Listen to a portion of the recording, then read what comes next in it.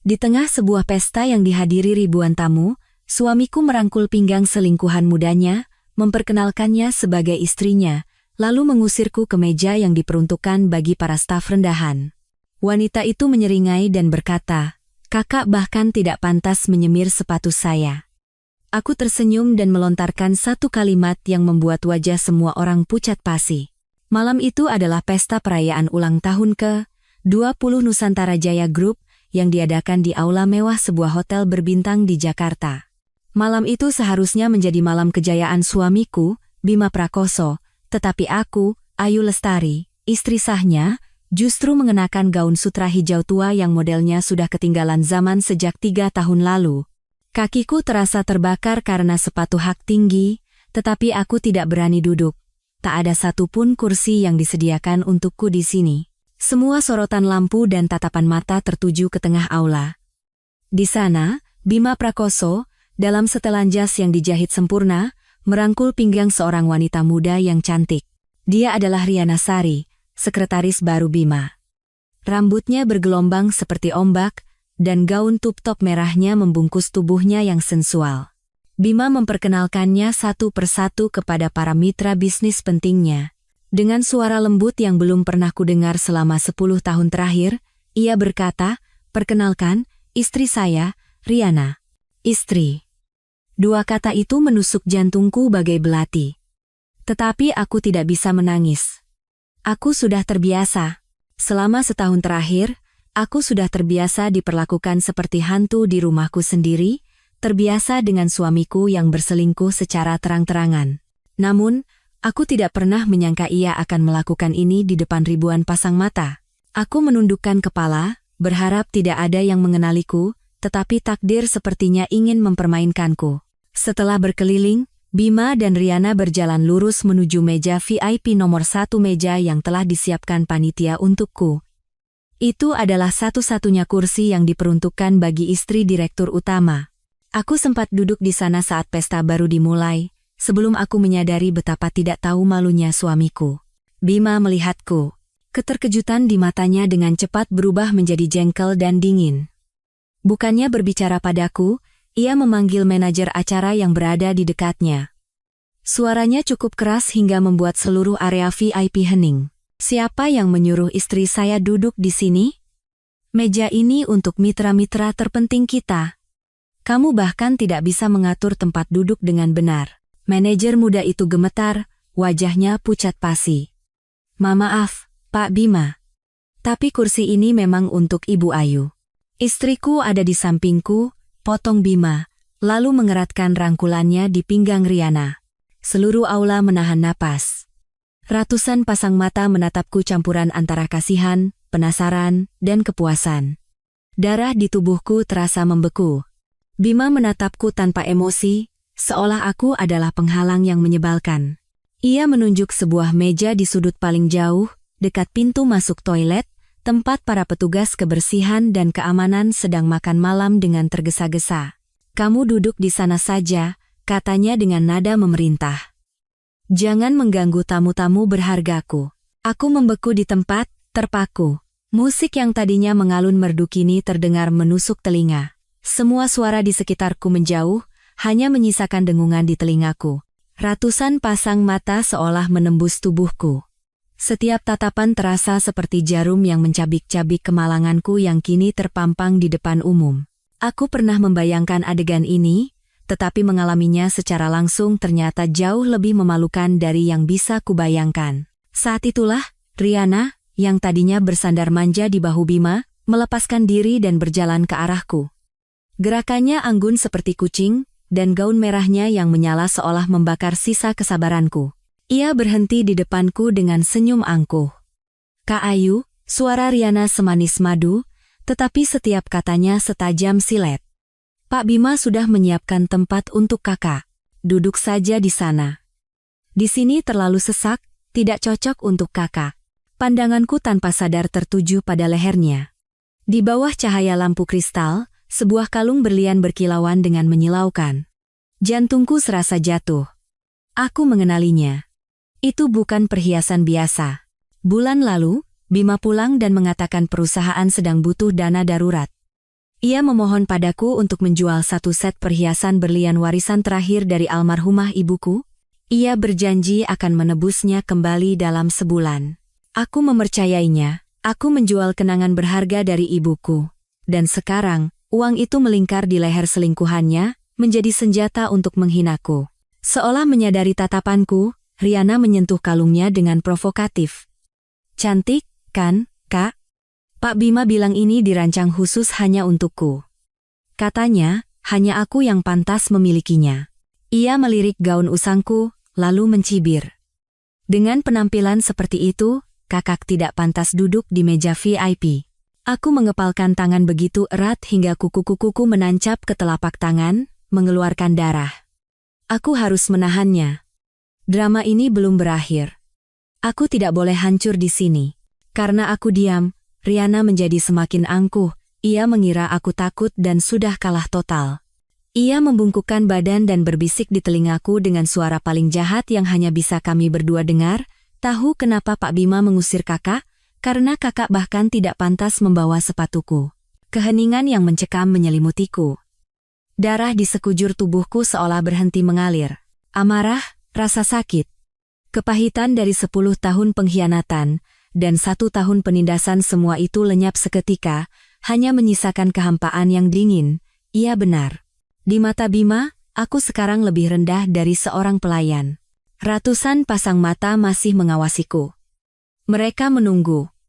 Menunggu aku menjerit, menunggu aku menyerang selingkuhan suamiku dan menjambak rambutnya. Mereka menunggu sebuah sinetron murahan yang penuh air mata. Aku mengangkat kepala. Kutatap lurus mata Riana.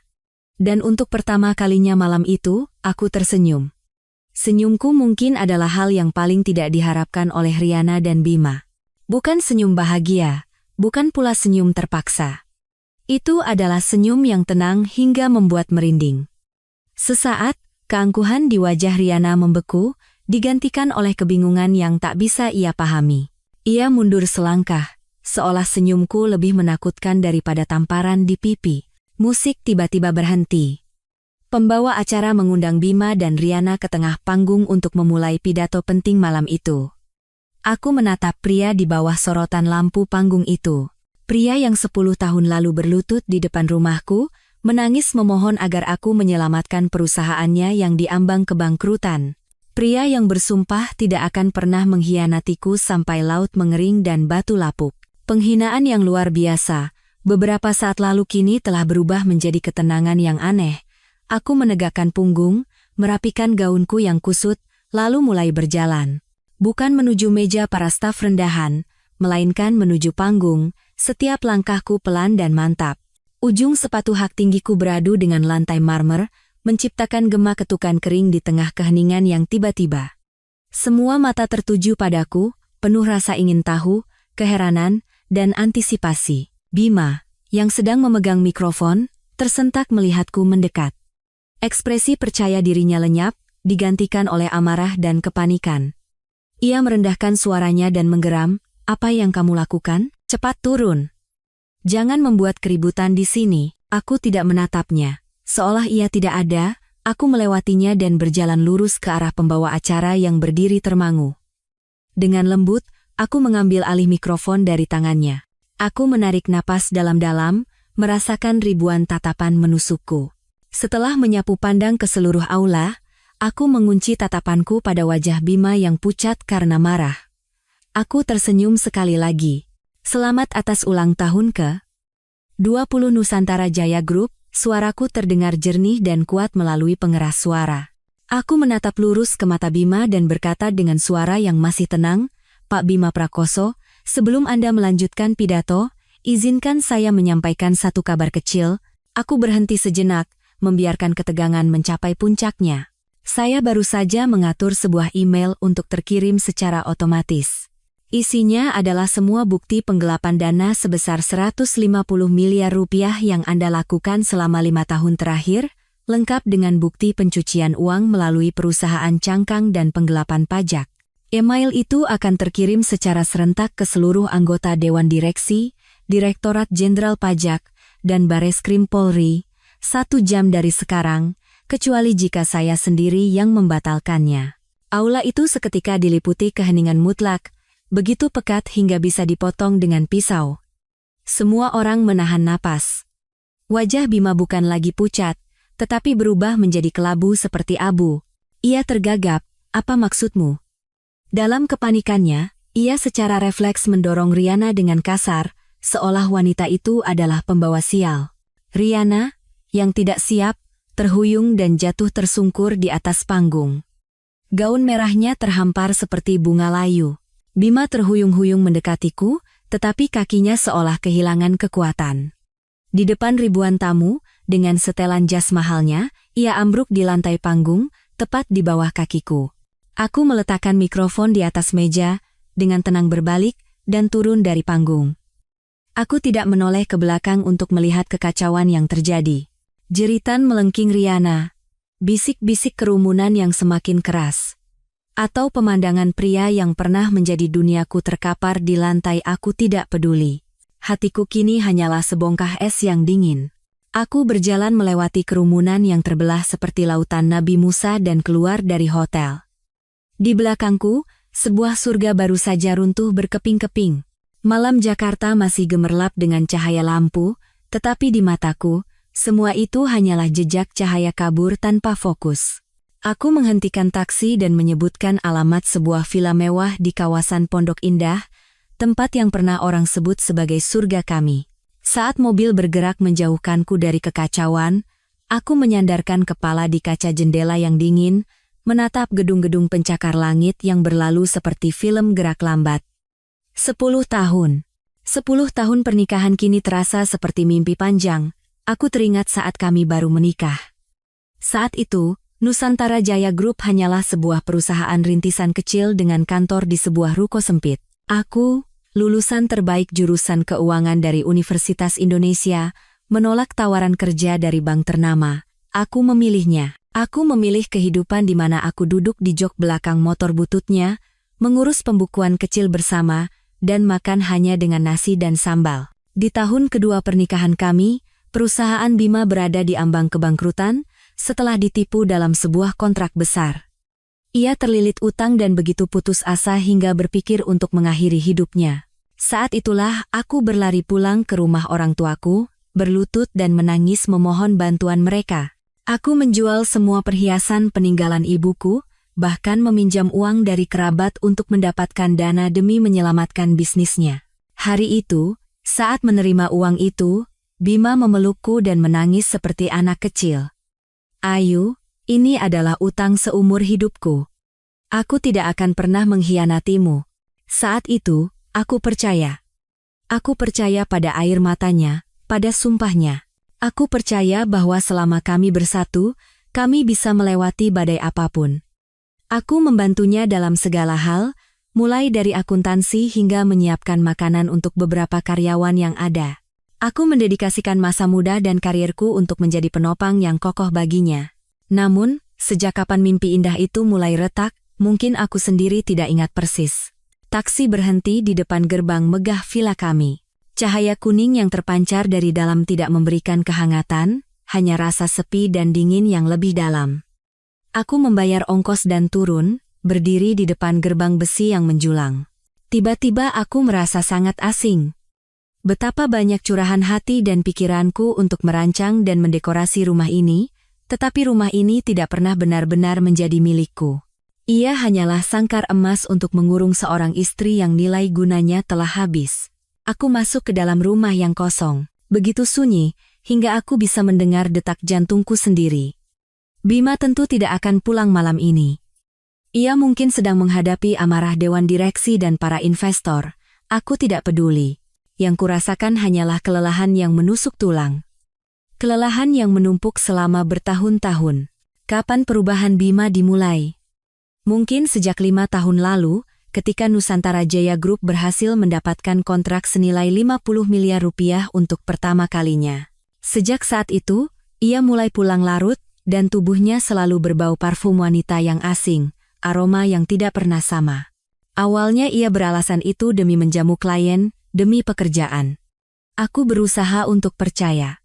Aku menipu diriku sendiri bahwa suamiku masihlah pria yang sama seperti dulu. Tetapi alasan itu semakin jarang terdengar, digantikan oleh kejengkelan dan ketidaksenangan. Ia mulai menyalahkanku.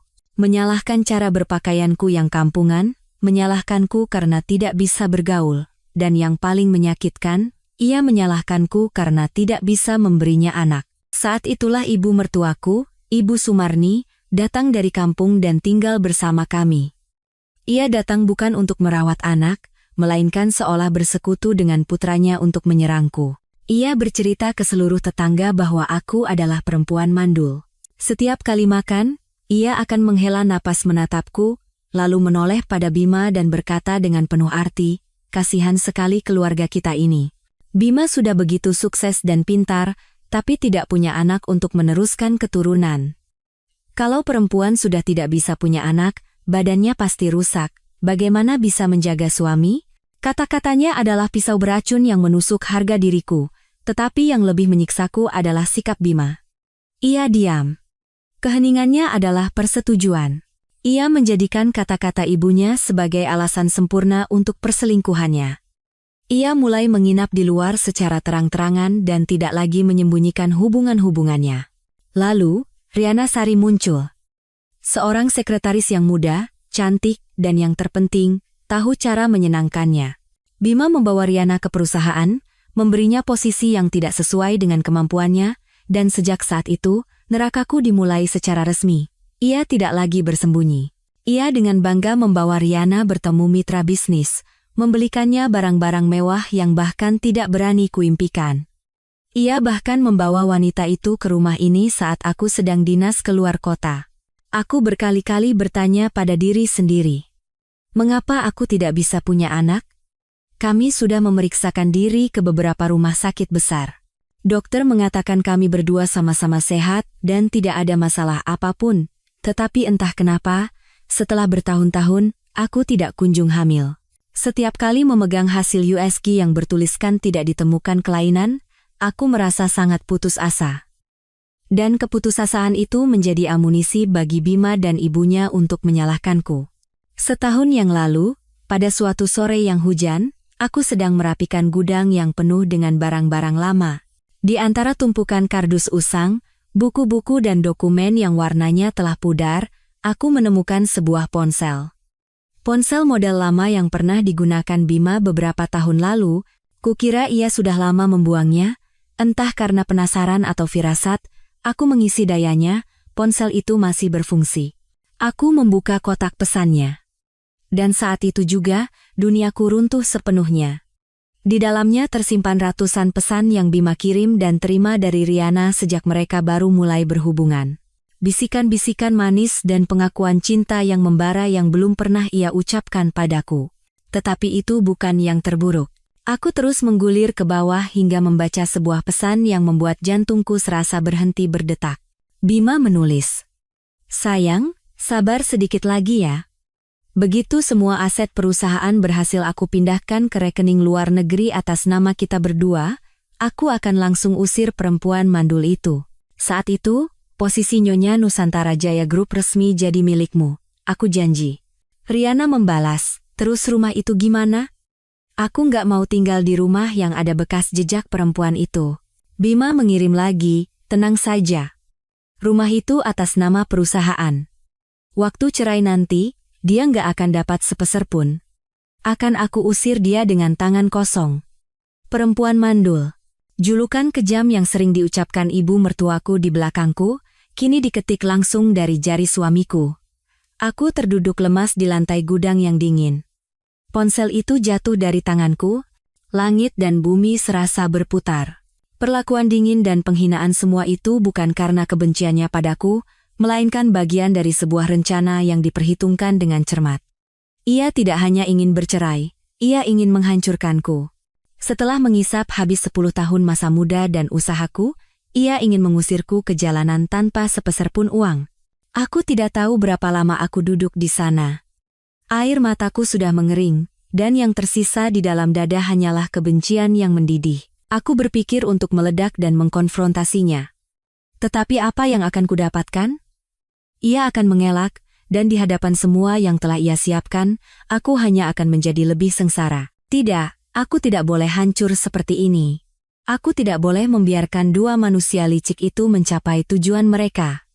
Jika ia ingin bermain drama, aku akan ikut berakting. Aku akan memainkan peran sebagai istri yang penurut, bodoh, dan putus asa. Aku akan membuatnya lengah. Dan dalam kegelapan, aku akan diam-diam mengumpulkan bukti satu persatu. Pada hari ia merasa paling berjaya dan paling mulia, aku akan melancarkan serangan mematikan yang akan menyeretnya dari surga ke neraka. Dan hari itu adalah malam ini. Aku terduduk lemas di lantai gudang yang dingin. Ponsel model lama itu terlepas dari genggamanku dan jatuh ke lantai keramik. Kukira perselingkuhan dan rencana perampasan hartanya adalah puncak kekejamannya.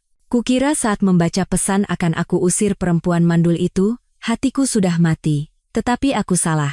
Tanganku gemetar tak terkendali. Seolah ditarik oleh kekuatan tak terlihat, aku memungut kembali ponsel itu. Jari-jariku membuka aplikasi catatan di ponsel usang itu. Hanya ada satu catatan yang tersimpan, dibuat 3 tahun lalu. Hanya beberapa kata singkat, tetapi itu adalah vonis mati yang membanting pintu harapan terakhirku dan kepercayaanku pada kemanusiaan. Bima menulis, "Vitamin ayo. Ganti isinya dengan pil KB. Ganti botol setiap 3 bulan. Arus listrik dingin mengalir di punggungku." Aku teringat 3 tahun lalu, saat Bima tiba-tiba mulai memperhatikan kesehatanku.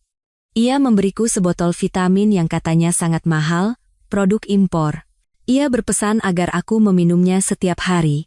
"Minum ini biar sehat, supaya kita cepat punya anak," katanya. Ia begitu perhatian hingga setiap malam ia sendiri yang mengambilkan air dan menyiapkan pil itu untukku. Aku terharu. Kukira ia masih mengkhawatirkanku dan sangat menginginkan seorang anak. Tenggorokanku terasa kering. Aku terhuyung-huyung bangkit dan berlari ke kamar tidur. Di atas meja rias, botol kaca coklat berisi vitamin itu masih ada. Dengan tangan gemetar, aku membuka tutupnya dan menuangkan beberapa butir yang tersisa ke telapak tanganku. Aku sudah berhenti meminum pil ini sejak setahun yang lalu. Bukan karena curiga, tetapi sejak menemukan pesan-pesan itu, aku tidak ingin menerima apapun darinya lagi. Keesokan harinya, aku membawa pil-pil itu ke sebuah laboratorium analisis independen. Aku berbohong dengan mengatakan bahwa ini adalah obat yang kubeli secara online dan aku ingin memastikan kandungannya. 2 hari kemudian, aku menerima hasilnya melalui email. Itu bukan vitamin. Itu adalah pil kontrasepsi dosis tinggi yang diminum setiap hari. Aku duduk tanpa bergerak di dalam mobil selama berjam-jam, memegang hasil analisis itu. Air mata bahkan tidak keluar. Jadi begitu. Alasan aku tidak bisa punya anak bukan karena diriku, melainkan karena pria yang tidur di sampingku. Ia telah meracuniku selama bertahun-tahun. Ia telah merampas hakku untuk menjadi seorang ibu. Ia telah membuatku, di mata ibunya dan dunia, menjadi seorang wanita yang tubuhnya rusak, seorang wanita mandul. Semua tuduhan dan hinaan Ibu Sumarni, tatapan kasihan teman-teman, dan rasa bersalahku sendiri semua itu ada dalam rencananya. Ia butuh alasan yang sah untuk mencampakkanku, dan alasan apa yang lebih meyakinkan daripada seorang istri yang tidak bisa memberinya keturunan? Ia tidak hanya menginginkan uang. Ia ingin menghancurkanku dari akarku, menghancurkan martabat dan masa depanku. Kebencian yang pekat dan hitam melonjak naik dan menelanku. Rasa sakit karena pengkhianatan emosional tidak ada lagi. Yang tersisa hanyalah kebencian seseorang yang terpojok. Sore itu, setelah mengetahui kebenaran yang mengerikan itu, aku pulang ke rumah. Bima dan Ibu Sumarni sedang menonton TV di ruang keluarga. Melihatku pulang, Ibu Sumarni kembali memulai lagu lamanya. "Baru pulang jam segini? Percuma kamu berdoa dimanapun. Kalau sudah takdirnya." Sebelum ia menyelesaikan kalimatnya, aku jatuh tersungkur di lantai di hadapan mereka. Aku tidak berteriak. Aku hanya menangis. Menangis terseduh-seduh, seperti belum pernah menangis sebelumnya. Aku menangisi kebodohanku, menangisi 10 tahun masa mudaku yang terinjak-injak. Tetapi di mata mereka, itu pastilah air mata keputusasaan dan penerimaan takdir.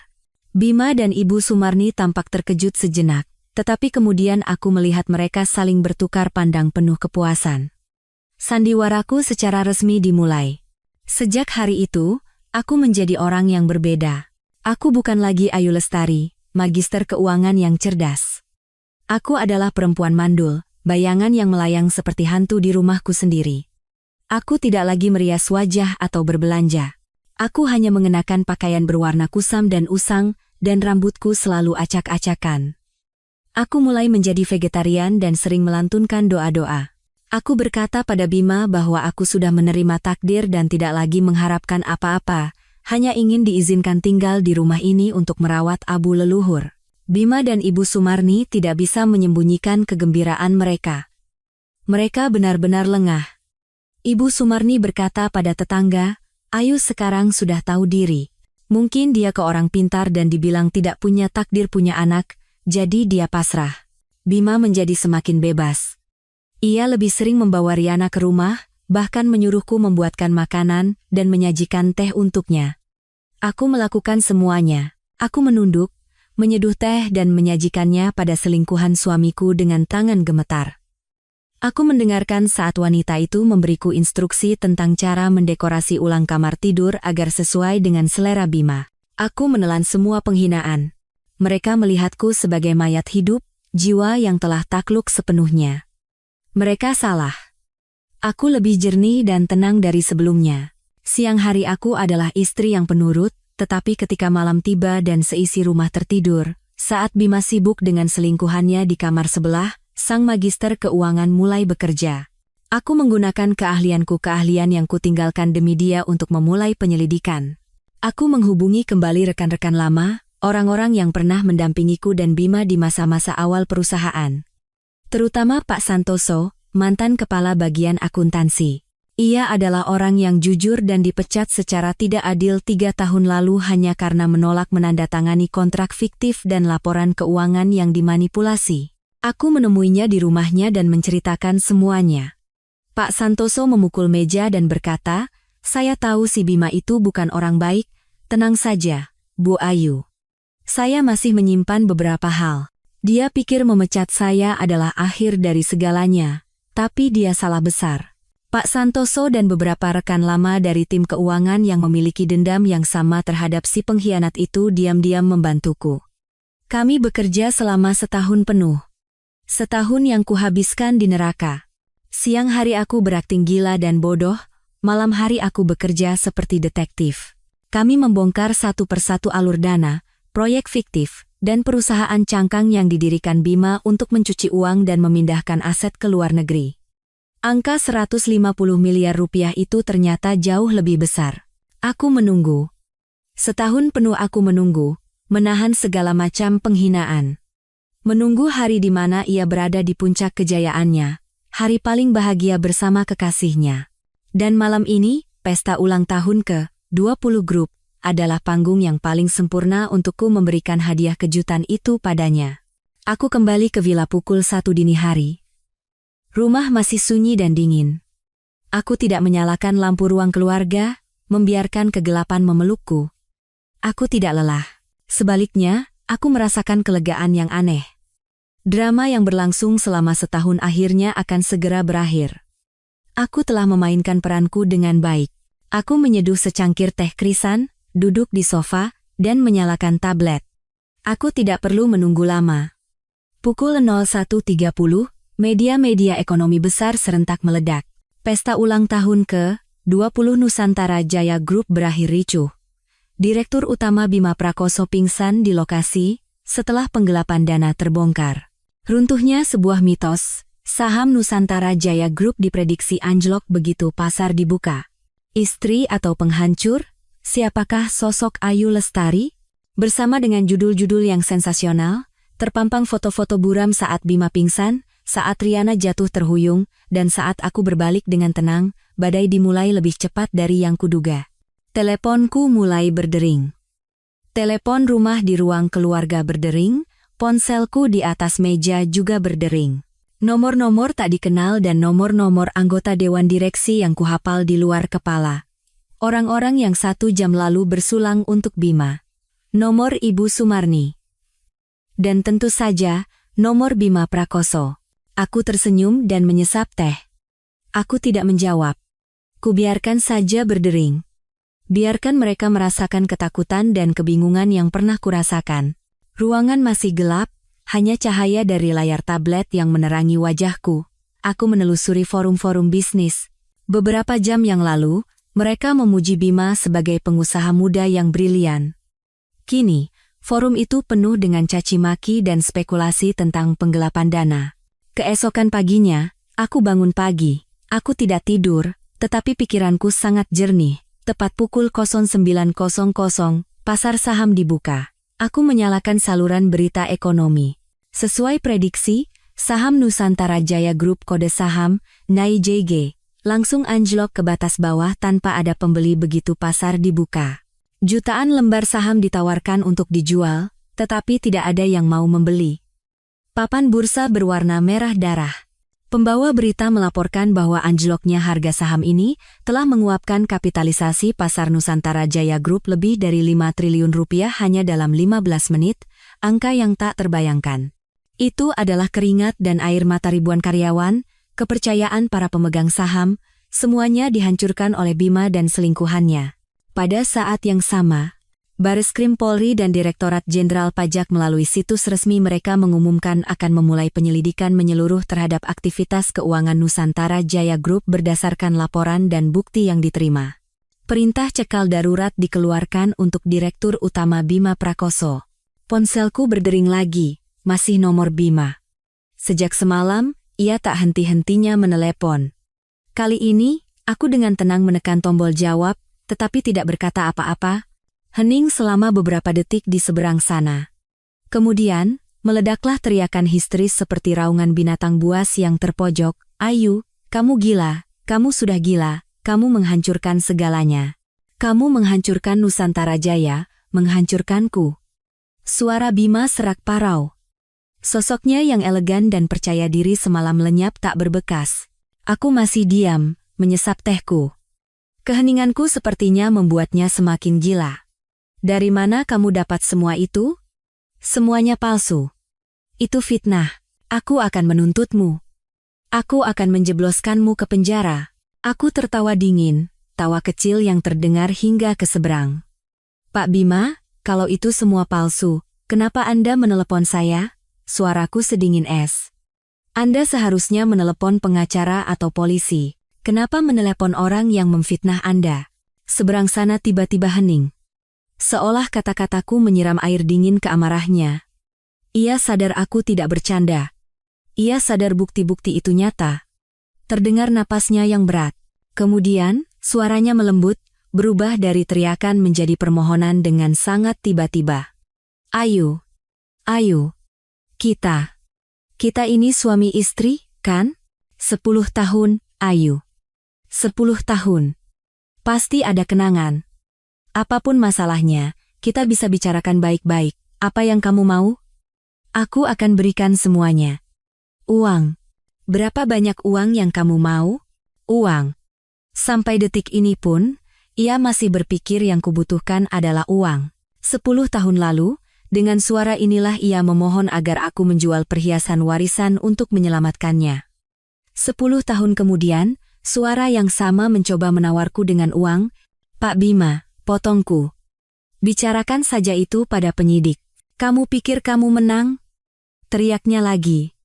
"Kamu pikir aku akan diam saja?" Saat itu, terdengar jeritan melengking riana dari seberang telepon. "Bima, suruh perempuan itu kirim email. Suruh dia hapus sekarang juga. Ayahku dipanggil ke ruang audit, suruh dia berhenti sekarang."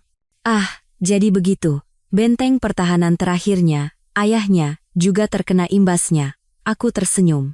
"Pak Bima," kataku pelan. "Anda ingat apa yang dikatakan sekretaris cantik Anda pada saya semalam?" Katanya, saya bahkan tidak pantas menyemir sepatunya. Aku berhenti sejenak. Nah, sekarang coba Anda pikir. Apakah kalian berdua adalah orang-orang yang pantas untuk saya ajak bicara? Dari seberang sana, terdengar suara sesuatu yang pecah, suara barang-barang yang dibanting. Bima sudah benar-benar kehilangan akal sehatnya. Ia melontarkan satu kalimat terakhir yang penuh dengan ancaman dan keputusasaan. "Aku peringatkan kamu, Ayu Lestari, Segera cabut laporanmu dan musnahkan semua bukti. Kalau tidak, akan kubuat kamu lenyap dari Jakarta ini.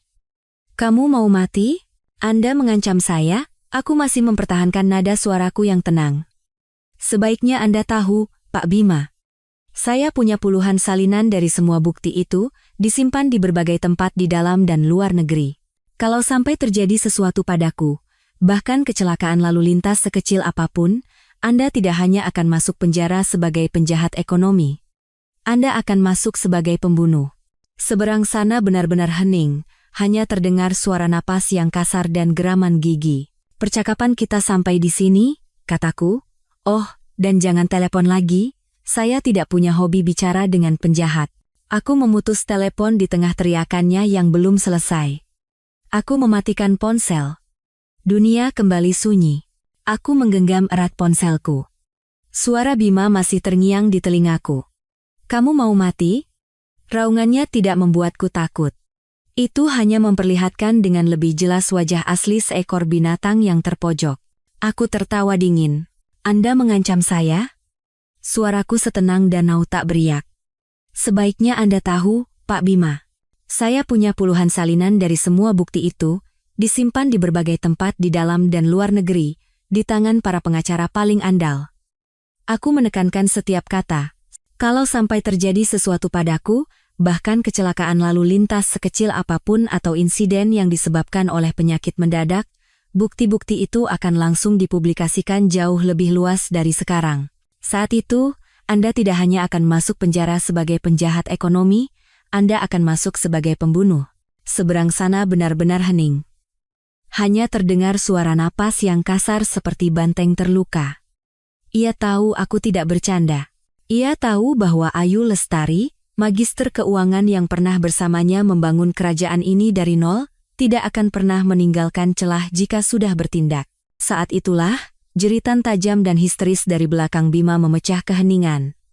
Suara Riana. Bima, lakukan sesuatu. Suruh perempuan itu kirim email. Suruh dia berhenti sekarang. Ayahku. Ayahku baru saja dipanggil ke ruang audit. Katanya harus memberikan keterangan terkait proyek. Cepat suruh dia berhenti. Cepat. Jadi begitu. Benteng pertahanan terakhirnya, pejabat kecil di bagian perencanaan yang ia dan Bima anggap sebagai perisai kokoh, telah tumbang oleh badaiku. Aku bisa membayangkan wajahnya yang panik. Selama ini ia angkuh padaku, tetapi di hadapan kekuasaan sejati, ia hanyalah boneka yang talinya putus. Terdengar suara Bima membentaknya, diam kamu, tidak berguna. Lalu ia kembali padaku. Suaranya sudah kehilangan semua kesabaran, hanya tersisa keputusasaan. Ayu, aku mohon. Berapa yang kamu mau? 50 miliar? 100 miliar? Sebutkan saja angkanya. Maafkan aku sekali ini saja. Aku tertawa terbahak-bahak. Kali ini tawa yang lebih keras. Pak Bima, apa Anda masih belum mengerti? Aku memandang keluar jendela. Kota masih tertidur lelap, tidak tahu bahwa sebuah kerajaan baru saja runtuh. Anda ingat apa yang dikatakan sekretaris cantik Anda pada saya semalam? Katanya, saya bahkan tidak pantas menyemir sepatunya. Aku berhenti sejenak, membiarkan keheningan memanjang. Nah, sekarang coba Anda pikir, kataku perlahan.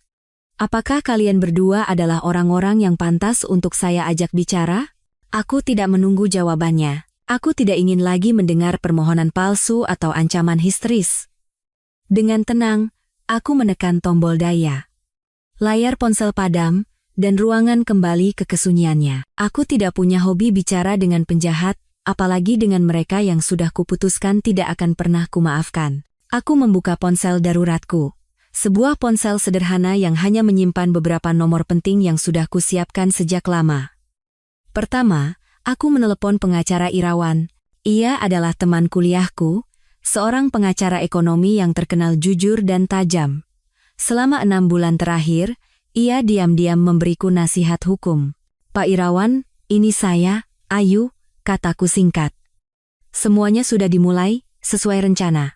Tolong siapkan surat gugatan cerai, tuntutan pembagian harta, dan yang terpenting, permohonan sita jaminan untuk membekukan semua aset Bima Prakoso, dan pihak-pihak terkait. Lakukan besok pagi. Dari seberang sana, suara Pak Irawan terdengar tenang. Semua sudah siap. Jangan khawatir, Bu Ayu. Saya tahu persis apa yang harus dilakukan.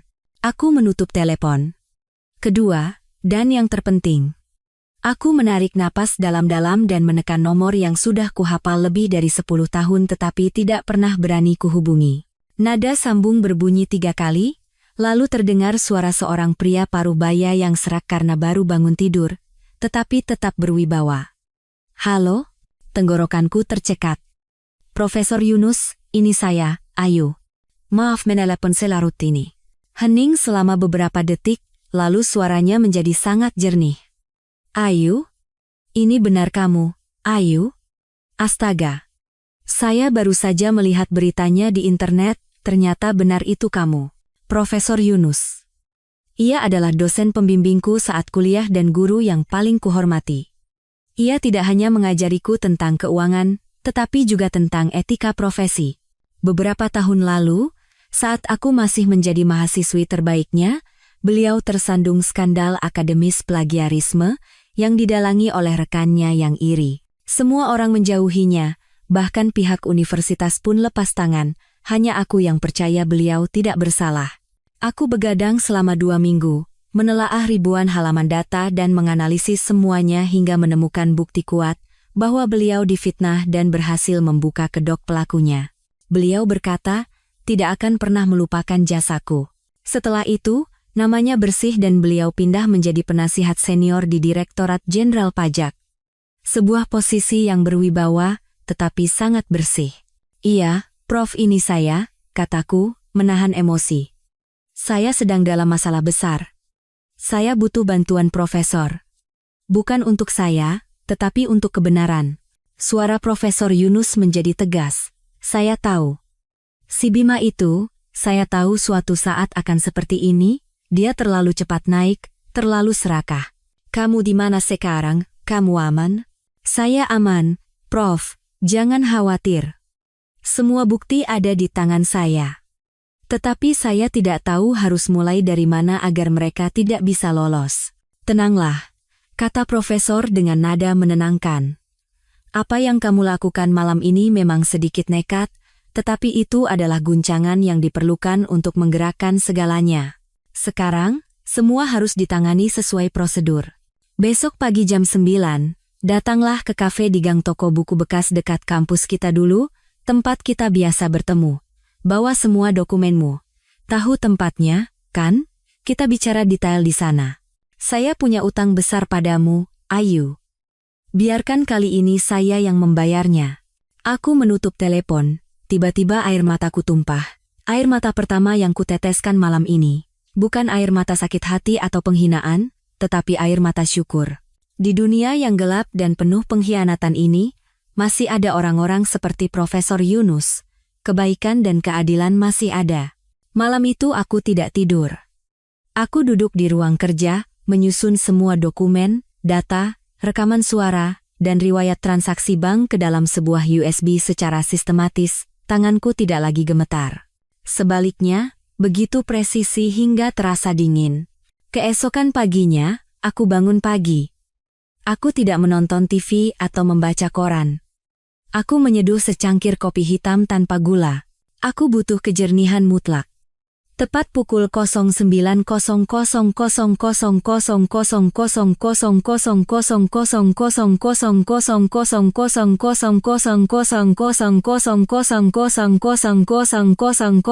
09.00000000000000000000000000000000000000000000000000000000000000000000000000000000000000000000000000000000000000000000000000000000000000000000000000000000000000000000000000000000000000000000000000000000000000000000000000000000000000000000000000000000000000000000000000000000000000000000000000000000000000000000000000000000000000000000000000000000000000000000000000000000000000000000000000000000000000000000000000000000000000000000000000000000000000000000000000000000000000000000000000000000000000000000000000000000000000000000000000000000000000000000000000000000000000000000000000000000000000000000 Saham Nusantara Jaya Group, NJG, langsung anjlok ke batas bawah sejak detik pertama pasar dibuka. Puluhan juta lembar saham ditawarkan untuk dijual di harga terendah, tetapi kolom beli kosong melompong. Tidak ada yang mau menangkap pisau jatuh. Hanya dalam beberapa menit, kapitalisasi pasar perusahaan raksasa itu menguap ratusan miliar rupiah. Aku menatap angka-angka yang menari di layar, tetapi tidak ada rasa puas, hanya rasa prihatin. Itu adalah uang dan kepercayaan banyak investor, hasil kerja keras ribuan karyawan seperti Pak Santoso yang berdedikasi. Semuanya menjadi abu dalam semalam karena keserakahan dan pengkhianatan Bima. Saat aku sedang melamun, sebuah pesan masuk dari pengacara Irawan. Semua rekening Bima Prakoso dan Riana Sari telah dibekukan, perintah cekal telah dieksekusi. Begitu aku mematikan tablet, bel pintu berbunyi. Aku memeriksa layar kamera Ibu Sumarni. Ia datang sendirian dengan taksi, bukan dengan sedan mewah yang dibelikan Bima. Penampilannya kuyu dan rambutnya acak-acakan, jauh dari citra nyonya besar yang angkuh. Begitu kubuka pintu, Ibu Sumarni langsung menyerbu masuk, berlutut di hadapanku, memeluk kakiku dan meraung-raung. "Ayu, nak, tolong selamatkan Bima. Dia hilaf. Pukul ibu, maki ibu, tidak apa-apa, tapi tolong selamatkan anak ibu." Aku dengan tenang melepaskan tangannya dari kakiku. Aku menatap wanita yang menangis pilu di lantai itu. Wanita yang baru seminggu lalu memakiku sebagai perempuan mandul dan menikmati saat putranya menghinaku. "Ibu," kataku tenang. "Orang yang harus ibu mohon bukan saya. Ibu harus memohon pada hukum, dan orang yang harus ibu salahkan adalah putra ibu sendiri." Saat itu, berita pukul 10 pagi tayang di TV. Suara pembawa berita terdengar jelas. Bareskrim Polri dan Direktorat Jenderal Pajak baru saja merilis pernyataan resmi bahwa mereka akan memulai penyelidikan menyeluruh terhadap aktivitas keuangan Nusantara Jaya Group berdasarkan laporan dan bukti kredibel terkait dugaan penggelapan dana, pencucian uang, dan penggelapan pajak secara sistematis. Perintah cekal darurat telah dikeluarkan untuk Direktur Utama Bima Prakoso. Tangisan Ibu Sumarni berhenti seketika. Ia menatap layar TV dengan pandangan kosong, lalu terkulai pingsan di lantai. Aku memanggil ambulans dan mengirim Ibu Sumarni ke rumah sakit. Aku tidak ikut. Aku hanya menelepon salah satu kerabat jauhnya yang nomornya ku ketahui. Aku tidak punya kewajiban atau emosi lagi untuk disia-siakan pada keluarga itu. Yang harus kulakukan sekarang adalah pergi ke tempat pertemuanku dengan Profesor Yunus. Aku mengendarai mobil ke kafe tua di gang toko buku bekas, tempat favorit Profesor. Kafe itu tersembunyi di balik rimbunnya bunga bougainville, sebuah tempat tenang dengan aroma kopi sangrai dan bau buku-buku lama. Sangat kontras dengan hotel bintang 5 yang mewah namun penuh kepalsuan semalam. Profesor Yunus sudah menunggu di meja sudut. Ia tampak lebih tua dari terakhir kali aku melihatnya. Rambutnya memutih, tetapi matanya di balik kacamata tebal itu masih tajam dan hangat. Melihatku, beliau tersenyum lembut. "Kamu datang. Duduklah. Kamu sudah bekerja sangat keras." Tepukan ringan di bahu dan satu kalimat hangat dari beliau nyaris meruntuhkan topeng baja dingin yang susah payah kubangun selama 24 jam terakhir. Aku menarik napas dalam-dalam untuk menahan air mata yang akan tumpah. Aku tidak boleh lemah sekarang. "Selamat pagi, Prof. Terima kasih sudah meluangkan waktu." Aku duduk dan meletakkan USB serta sebuah map tebal di atas meja. "Prof, semua bukti yang saya kumpulkan ada di sini. Alur dana, perusahaan cangkang di luar negeri, kontrak fiktif, dan..." Aku ragu sejenak, bukti bahwa selama bertahun-tahun dia diam-diam memberiku pil kontrasepsi. Tangan Profesor Yunus yang sedang memegang cangkir teh berhenti. Beliau mengangkat kepala, dan matanya yang lembut berkilat marah. Beliau memukul meja pelan. "Saya tahu bajingan itu tidak punya moral, tapi saya tidak menyangka dia sebiadab ini." Beliau terdiam sejenak untuk meredam amarahnya, lalu berkata, "Kamu melakukannya dengan sangat baik, Ayu. Sangat teliti dan detail. Benar-benar muridku." Profesor melihat map itu, tetapi tidak menyentuhnya. Lalu ia melanjutkan, "Tapi jangan berikan ini padaku." Aku bingung. "Loh? Tapi, Prof." Profesor Yunus mengangkat tangannya. "Dengarkan aku. Kalau kamu memberikannya padaku, Bima dan pengacaranya akan menyerang hubungan pribadi kita. Mereka akan menuduhmu menggunakan koneksiku dan kekuasaan di Ditjen Pajak untuk menjebaknya. Dengan begitu, meskipun semua buktimu benar, nilainya di mata hukum bisa sangat berkurang." Aku sadar beliau sedang melindungiku, dan juga integritasnya sendiri. "Lalu apa yang harus saya lakukan?" "Kamu harus menyerahkannya sendiri atas namamu, kata Profesor tegas. Pergilah langsung ke Bareskrim Polri, ke bagian Direktorat Tindak Pidana Ekonomi dan Khusus. Merekalah yang sekarang menangani kasus-kasus ekonomi besar. Laporkan sebagai istri sah dan korban langsung. Dokumenmu dan bukti bahwa ia meracunimu akan menjadi bukti tak terbantahkan.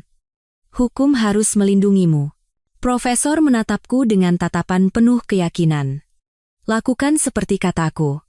Bawa semua ini dan pergi ke sana sekarang juga. Saya tidak bisa campur tangan langsung dalam proses penyidikan, tetapi saya akan memastikan pihak di sana menangani kasusmu dengan benar, cepat, dan yang terpenting, menjamin keselamatanmu sepenuhnya. Profesor meletakkan tangannya di atas map dan menepuknya pelan. Si Bima itu tidak akan bisa macam-macam denganmu lagi sekarang. Ayu, kamu adalah saksi kunci paling penting dalam kasus ini. Meskipun butuh waktu, percayalah pada keadilan. Aku menunduk dan mengambil kembali map itu. Bebannya di tangan masih sama, tetapi beban di hatiku sudah berkurang separuh. Aku tidak lagi berjalan sendirian dalam gelap. Aku punya jalan. Jalan yang terang dan benar. Aku mengangkat kepala dan menatap Profesor. Baik, Prof, terima kasih banyak. Aku keluar dari gedung Bareskrim Polri. Matahari sore mulai menguning dan angin pergantian musim yang dingin berembus. Tetapi aku tidak merasakan apa-apa. Semua emosi di dalam diriku seolah membeku, hanya menyisakan tekad yang dingin. Tugas telah kuselesaikan. Map tebal berisi kesabaran dan air mata selama setahun kini aman di atas meja para penegak hukum. Dadu telah dilempar, dan aku tidak bisa kembali lagi. Aku mengendarai mobil kembali ke villa, ke tempat yang kini hanyalah cangkang kosong. Aku tidak langsung masuk, tetapi duduk di dalam mobil, menyandarkan kepala di setir. Kelelahan akhirnya datang menyerbu. Bukan hanya lelah fisik, tetapi juga lelah mental. Pertarungan ini, menang atau kalah, telah merenggut terlalu banyak dariku. Saat itu, ponsel daruratku berdering. Pengacara Irawan. Aku menarik napas dalam-dalam, menenangkan suaraku, dan menekan tombol jawab. Ya, Pak Irawan. Suara Pak Irawan terdengar profesional, tetapi tidak bisa menyembunyikan sedikit kegembiraan. Saya baru saja dalam perjalanan pulang dari pengadilan. Ada kabar baik untuk Bu Ayu. Jantungku berdebar sedikit lebih cepat. Bagaimana hasilnya? Permohonan kita diterima oleh pengadilan, katanya cepat. Berdasarkan bukti awal yang Ibu berikan, terutama catatan transfer ke luar negeri dan pengalihan aset ke Riana Sari, pengadilan menilai ada indikasi kuat upaya penyembunyian aset. Mereka langsung mengeluarkan surat keputusan sita jaminan. Apa artinya itu? Meskipun sudah siap, aku bertanya lagi untuk memastikan. Artinya, suara Pak Irawan menjadi tegas, seluruh harta atas nama Bima Prakoso Properti, rekening bank, saham, kendaraan semuanya dibekukan. Dan yang lebih penting, ia berhenti sejenak, semua aset yang ia alihkan ke sekretarisnya itu apartemen penthouse mewah di Sudirman, 2 mobil impor, dan rekening bank yang ia gelontorkan uang mengalami nasib yang sama. Semuanya disegel dan menunggu putusan pengadilan. Aku memejamkan mata. Apartemen penthouse itu, tempat yang sering diunggah Riana di media sosial dengan tulisan kehidupan sang ratu. Tempat yang ia gunakan untuk mengejek penampilanku yang usang dan kampungan, kini hanyalah sangkar emas yang terkunci. Terima kasih, Pak Irawan, suaraku sedikit serak. Sama-sama. Ini sudah tugas saya, jawab Pak Irawan. Ini baru permulaan, Bu Ayu. Tapi ini adalah langkah pertama yang sangat penting.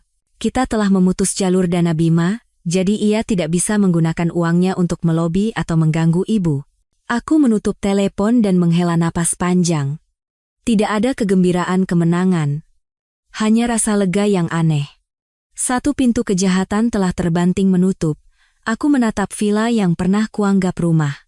Kini tempat itu juga ikut dibekukan sebagai bagian dari aset sengketa. Tetapi tidak ada penyesalan. Benda-benda materi itu sejak awal tidak pernah benar-benar menjadi milikku. Kabar bahwa seluruh aset Bima Prakoso dibekukan menyebar lebih cepat dari api.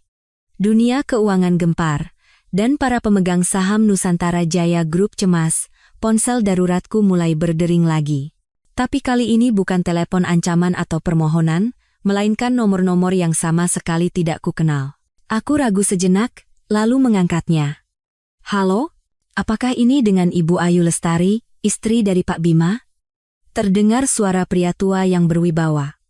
Suara yang penuh hormat, tetapi tersirat urgensi. Betul. Dengan siapa saya bicara? Bu Ayu, saya Wardoyo, kata pria itu. Pak Wardoyo, mungkin ibu tidak ingat, tapi saya adalah salah satu orang yang ikut mendirikan Nusantara Jaya Group bersama almarhum ayah ibu, Pak Wardoyo. Jantungku berdesir pelan.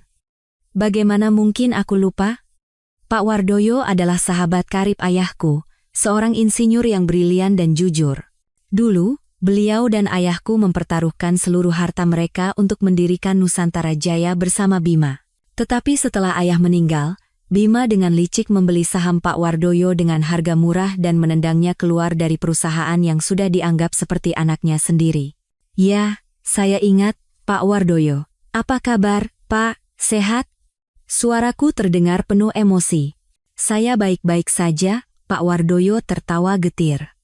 Hanya sudah tua dan tidak menyangka akan melihat hari seperti ini. Ayu, suara Pak Wardoyo menjadi serius. Saya meneleponmu pertama-tama untuk mengucapkan terima kasih. Terima kasih karena sudah berani membongkar kedok si Bima itu.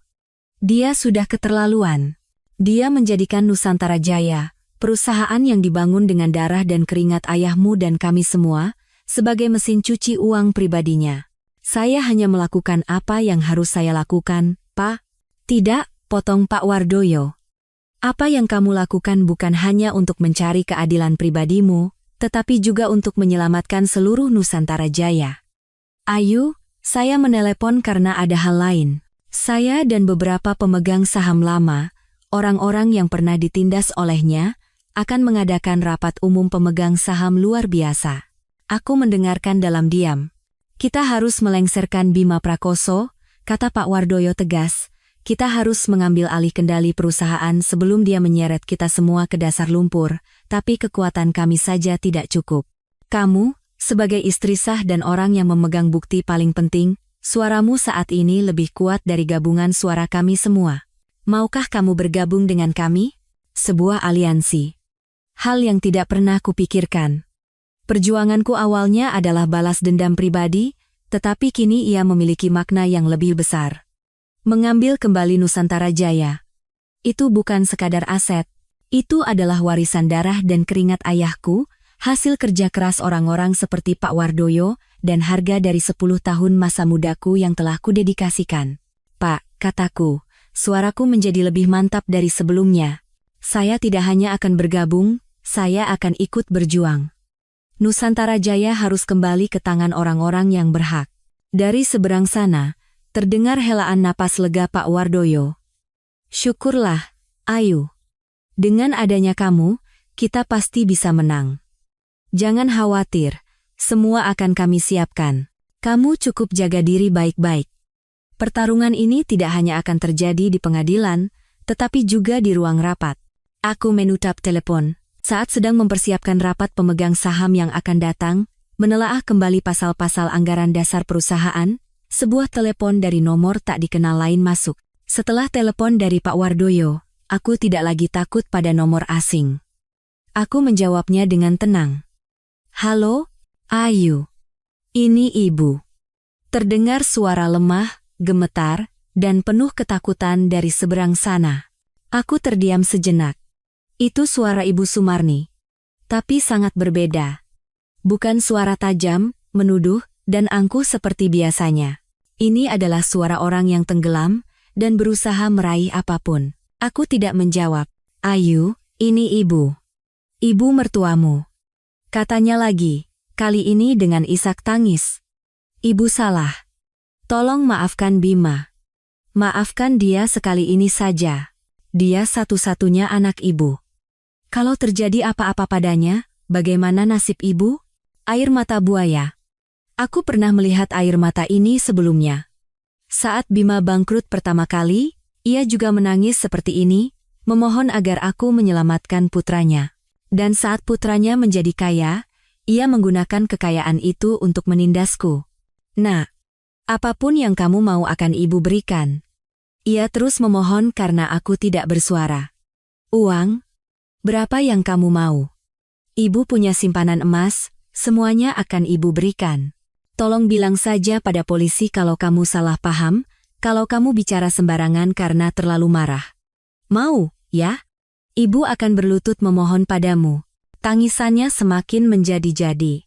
Ia masih berpikir semuanya bisa diselesaikan dengan uang dan permohonan. Ia masih belum mengerti bahwa yang kurusak bukanlah uang. Ayu.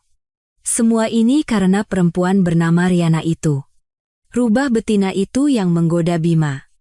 Bima kan masih muda, belum dewasa, jadi dia berbuat bodoh. Aslinya dia anak yang berbakti. Kamu kan sudah jadi istrinya bertahun-tahun, pasti tahu. Tolonglah, nak, selamatkanlah keluarga ini. Keluarga. Ia masih punya keberanian untuk menyebut kata itu. Keluarga di mana aku diperlakukan lebih rendah dari pembantu. Keluarga di mana putranya meracuniku dan ia mendukung perbuatan itu dengan kata-kata paling keji. Aku membiarkannya menangis, membiarkannya memainkan drama menyedihkannya sampai akhir. Aku ingin melihat sejauh mana ketidaktahuan manusia bisa pergi. Ibu tahu. Dulu ibu jahat padamu. Ibu minta maaf. Sungguh, ibu minta maaf. Kamu boleh benci ibu, salahkan ibu, tidak apa-apa. Tapi Bima tidak bersalah. Tolonglah. Aku mendengarkan isak tangisnya dan permohonannya yang semakin putus asa, tetapi tidak ada sedikit pun rasa kasihan di hatiku. Hanya rasa muak yang membuncah. Ia tidak menyesali perbuatannya. Ia hanya takut. Takut kehilangan putra kesayangannya, takut kehilangan kehidupan mewah yang ia nikmati. Air matanya bukan untukku, tetapi untuk dirinya sendiri. Saat tangisan Ibu Sumarni di seberang sana mereda dan hanya menyisakan isak tangis, aku membuka mulut. Suaraku tidak tajam, tidak marah, tetapi anehnya tenang. Ibu, panggilku dengan satu kata. Panggilan itu seolah memiliki beban tak terlihat, karena ia berhenti menangis. Mungkin ia berharap aku akan berteriak dan memakinya, sehingga ia punya alasan untuk terus meratapi nasibnya yang malang. Tapi ketenanganku adalah hal yang tidak ia duga. Ibu bilang ibu salah, kan? Kataku terus dengan nada lembut. Kalau begitu, saya mau bertanya. Saat Bima memeluk Riana di depan ribuan orang di pesta dan menghina saya, di mana ibu saat itu? Ia diam. Saat saya pulang dengan putus asa dan memohon pada ibu agar mau menasihati Bima, apa yang ibu katakan pada saya? Ingat? Aku tidak menunggu jawabannya. Ibu bilang saya perempuan mandul. Perempuan yang tidak bisa punya anak harusnya sabar. Jangan cemburu buta. Benar, kan, Bu? Dari seberang sana hanya terdengar napasnya yang semakin berat. Ibu bilang semuanya salah Riana dan Bima tidak bersalah, kataku terus, melontarkan kata-kata setajam pisau yang menguliti kebohongannya. Lalu, siapa yang dengan senang hati menerima hadiah dari Riana dan bercerita ke seluruh tetangga bahwa akan segera punya menantu baru yang muda dan cantik? Siapa yang menutupi perselingkuhan Bima, bahkan berbohong pada saya dengan mengatakan itu hanya hubungan kerja saat saya bertanya? Apa ibu bisa bilang itu bukan ibu? Saya. Ia tidak bisa melanjutkan. Dan akhirnya, suaraku menjadi sedingin es. Apa ibu tahu kenapa selama bertahun-tahun saya tidak bisa punya anak? Bukan karena saya mandul, tapi karena putra kesayangan ibu diam-diam mencampurkan pil kontrasepsi ke dalam makanan saya selama bertahun-tahun. Apa ibu tahu fakta itu? Apa? Terdengar jeritan melengking dari seberang sana, diikuti oleh keheningan yang mematikan.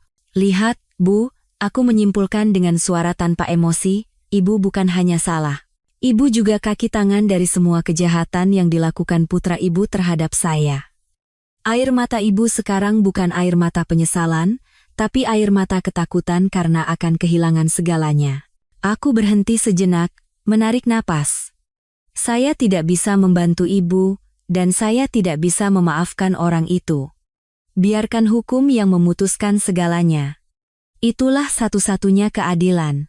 Aku memutus telepon tanpa menunggu jawabannya dan memblokir nomornya. Aku duduk diam di dalam ruangan, menatap keluar jendela.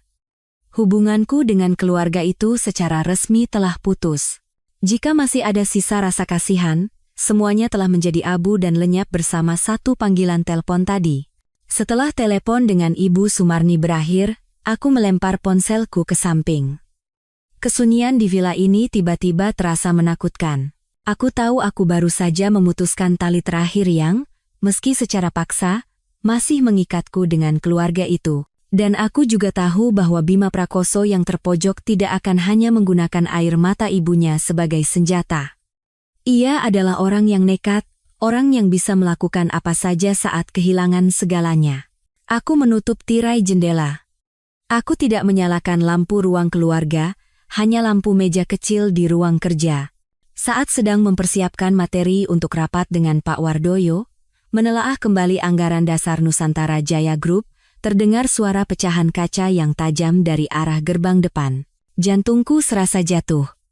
Aku bergegas menyalakan layar monitor kamera keamanan yang telah kupasang diam-diam 6 bulan lalu. Di layar, sebuah pemandangan mengerikan terpampang.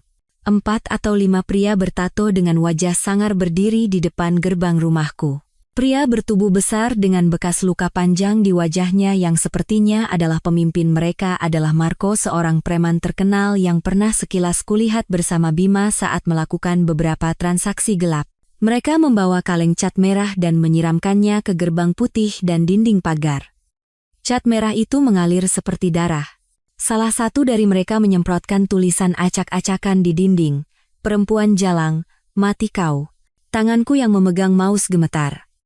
Ini bukan lagi perang bisnis atau penghinaan di pesta. Ini adalah ancaman nyata, ancaman nyawa. Rasa takut yang dingin merayap di punggungku. Aku telah meremehkan kekejaman Bima Prakoso. Tapi rasa takut itu hanya bertahan beberapa detik sebelum berubah menjadi amarah yang dingin. Inilah wajah asli suamiku selama 10 tahun. Saat tidak bisa dibeli dengan uang atau emosi, ia langsung menggunakan kekerasan. Saat itu, ponsel daruratku berdering. Nomor Bima Prakoso. Mungkin ia sedang menonton semua ini dari suatu tempat di dekat sini. Aku menarik napas dalam-dalam, memastikan suaraku tidak bergetar, dan menekan tombol jawab. Sekaligus, aku menyalakan fitur rekam panggilan. Lihat? Kamu lihat? Hah, jalang, teriak Bima. Suaranya penuh kegilaan, kegembiraan, dan ancaman. Ini baru permulaan. Akan kutunjukkan padamu akibatnya jika melawanku. Aku mendengarkan dalam diam saat ia meluapkan kata-kata gilanya. Aku beri kamu 2 pilihan, geramnya. 1, besok pagi segera cabut semua laporan dan musnahkan bukti-buktinya. Bilang pada media kalau kamu memfitnahku. 2, kamu mati. Kamu dan seluruh keluargamu di kampung. Pilih. Anda mengancam akan membunuh saya sekarang, Pak Bima? Aku membuka mulut. Suaraku kering, tetapi anehnya tenang. Ketenanganku sepertinya mengejutkannya dan membuatnya semakin marah. Membunuh? Aku tidak akan membunuhmu begitu saja. Akan kubuat kamu hidup tapi lebih baik mati. Kamu akan menyesali perbuatanmu hari ini. Terima kasih, kataku. Anda baru saja memberikan 1 bukti lagi untuk saya serahkan pada penyidik. Rekaman ini dan video CCTV di luar gerbang mungkin akan menambah hukuman penjara Anda beberapa tahun lagi. Kamu berani? Bima terdiam sejenak, lalu memaki dan memutus telepon. Aku menatap layar kamera, bercak-bercak cat merah yang menetes seperti darah. Tanganku masih gemetar, tapi bukan lagi karena takut. Amarahku telah mencapai puncaknya. Bima Prakoso telah melewati batas. Ia bukan sekadar pengkhianat atau penjahat ekonomi, ia adalah manusia yang tidak berbeda dengan preman bayaran. Aku langsung bertindak. Aku tidak melapor ke kantor polisi terdekat. Mengingat jaringan Bima yang rumit, menghubungi mereka sekarang justru bisa seperti memukul ular dan mengejutkan seisi hutan. Dengan tenang, aku duduk di depan komputer, menyimpan file rekaman percakapan dengan Bima, dan mengekstrak video CCTV, yang dengan jelas merekam wajah Marco dan komplotannya. Aku mengompres kedua file itu dan langsung mengirimkannya ke email aman pengacara Irawan dengan pesan, saya baru saja menerima ancaman pembunuhan. Mohon segera ajukan permohonan perlindungan saksi dengan bukti-bukti ini. Selanjutnya, Aku mengirimkannya pada Profesor Yunus. Prof, dia mulai menggunakan kekerasan. Ini buktinya. Ponselku berdering hampir seketika. Profesor Yunus. Suaranya tidak serak, sangat mendesak, tetapi masih mempertahankan ketenangan khasnya. Ayu, tenanglah. Kamu di mana sekarang? Tetap di dalam rumah, kunci semua pintu. Kamu sudah aman sekarang. Bima. Dia lebih bodoh dari yang saya kira, lanjutnya. Aku terkejut. Hah? Bodoh? Dia mengancam saya, Prof. Nak, suara Profesor Yunus terdengar sedikit lega. Orang-orang yang datang ke rumahmu, pemimpinnya yang punya bekas luka di wajah, yang biasa dipanggil Marco oleh para preman, benar? Punggungku merinding. Pa, bagaimana Profesor bisa tahu? Ayu, jaring bareskrim sudah dipasang sejak lama. Mereka tidak menunggu laporanmu, jelas Profesor dengan cepat. Mereka sudah mengawasi Nusantara Jaya Group selama beberapa tahun, tapi si Bima itu terlalu licik dan selalu berhasil menghapus semua jejak. Dan si Marco itu, dia adalah mata rantai yang sangat penting dalam jalur pencucian uang Nusantara Jaya Group melalui proyek-proyek properti fiktif. Bima menggunakan rekan bisnis ilegalnya untuk mengancammu. Paham? Dia sama saja dengan menyerahkan diri. Aku terdiam. Jadi dunia bawah tanah yang dibangun Bima sudah berada dalam radar aparat. Kukira aku berjuang sendirian, ternyata aku hanyalah orang yang menyulut sumbu bom yang sudah terpasang. Bima mengira ia sedang mengancamku, padahal ia sedang berjalan masuk ke dalam perangkap yang disiapkan polisi. Tetap saja di dalam rumah, kata Profesor Yunus tegas. Bukti yang baru kamu kirim akan saya sampaikan langsung pada tim penyidik. Kamu telah berjasa besar, Ayu. Mereka akan segera tiba. Aku menutup telepon. Rasanya seperti baru saja meletakkan beban seberat ribuan ton. Aku berjalan ke ruang keluarga dan menyalakan semua lampu. Aku tidak takut lagi. Aku menyeduh secangkir teh, duduk di sofa, dan menunggu.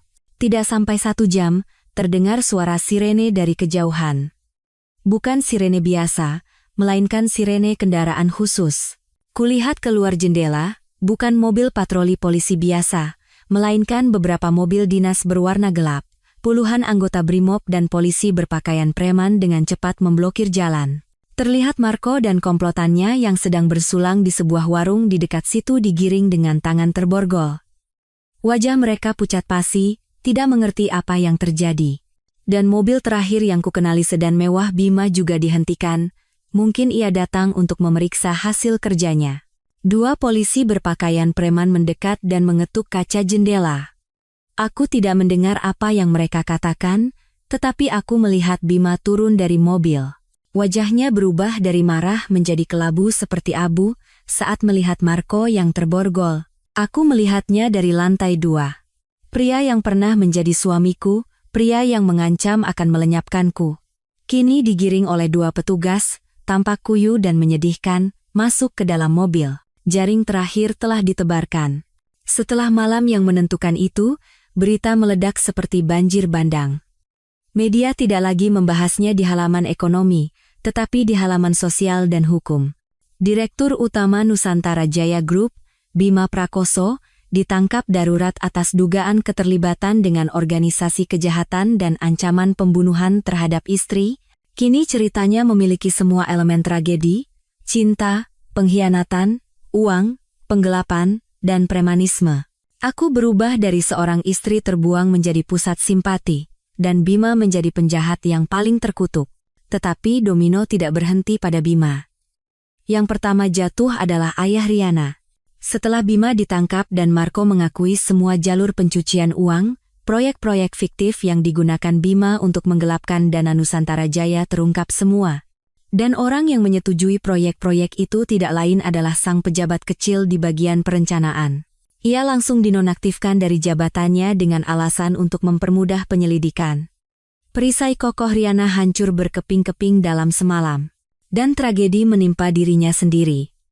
Aset Bima dibekukan, dan aset Riana yang dibelikan oleh Bima juga disegel untuk disita. Dari seorang ratu yang hidup mewah, ia jatuh miskin dalam sehari. Tapi yang terburuk belum datang. Pak Wardoyo meneleponku setelah menghubungi beberapa pemegang saham. Suaranya terdengar sedikit puas. Ayu, ada kabar lucu. Si Riana itu, sekarang nasibnya lebih tragis dari Bima. Menurut Pak Wardoyo, Bima tidak hanya menggunakan uang Nusantara Jaya, tetapi juga meminjam dari rentenir untuk mendanai beberapa bisnis terakhirnya sebagai upaya untuk menyembunyikan aset sebelum bercerai. Sekarang Bima ditangkap dan uangnya dibekukan. Para penagih utang tidak bisa menemukan Bima dan beralih mengejar Riana. Aku diam. Tidak senang, tidak sedih. Hukum karma. Harga dari keserakahan dan kejahatan. Beberapa hari kemudian, media sosial meledak dengan sebuah video yang lebih panas dari berita ekonomi. Video itu menunjukkan Riana, dengan piyama sutra tipis, menangis histeris di koridor sebuah apartemen mewah. Ibu pemilik apartemen melempar tas-tas bermerek dan sepatu-sepatu mahalnya keluar pintu. Pergi kamu. Sudah 3 bulan tidak bayar sewa, berlagak jadi nyonya besar. Penipu. Keluar. Riana menangis sambil mencoba memunguti barang-barangnya, tetapi di lobi lantai bawah, bukan lagi geng Marco, melainkan pria-pria bertato lain sudah menunggu. Bayar utang, Bima utang miliaran.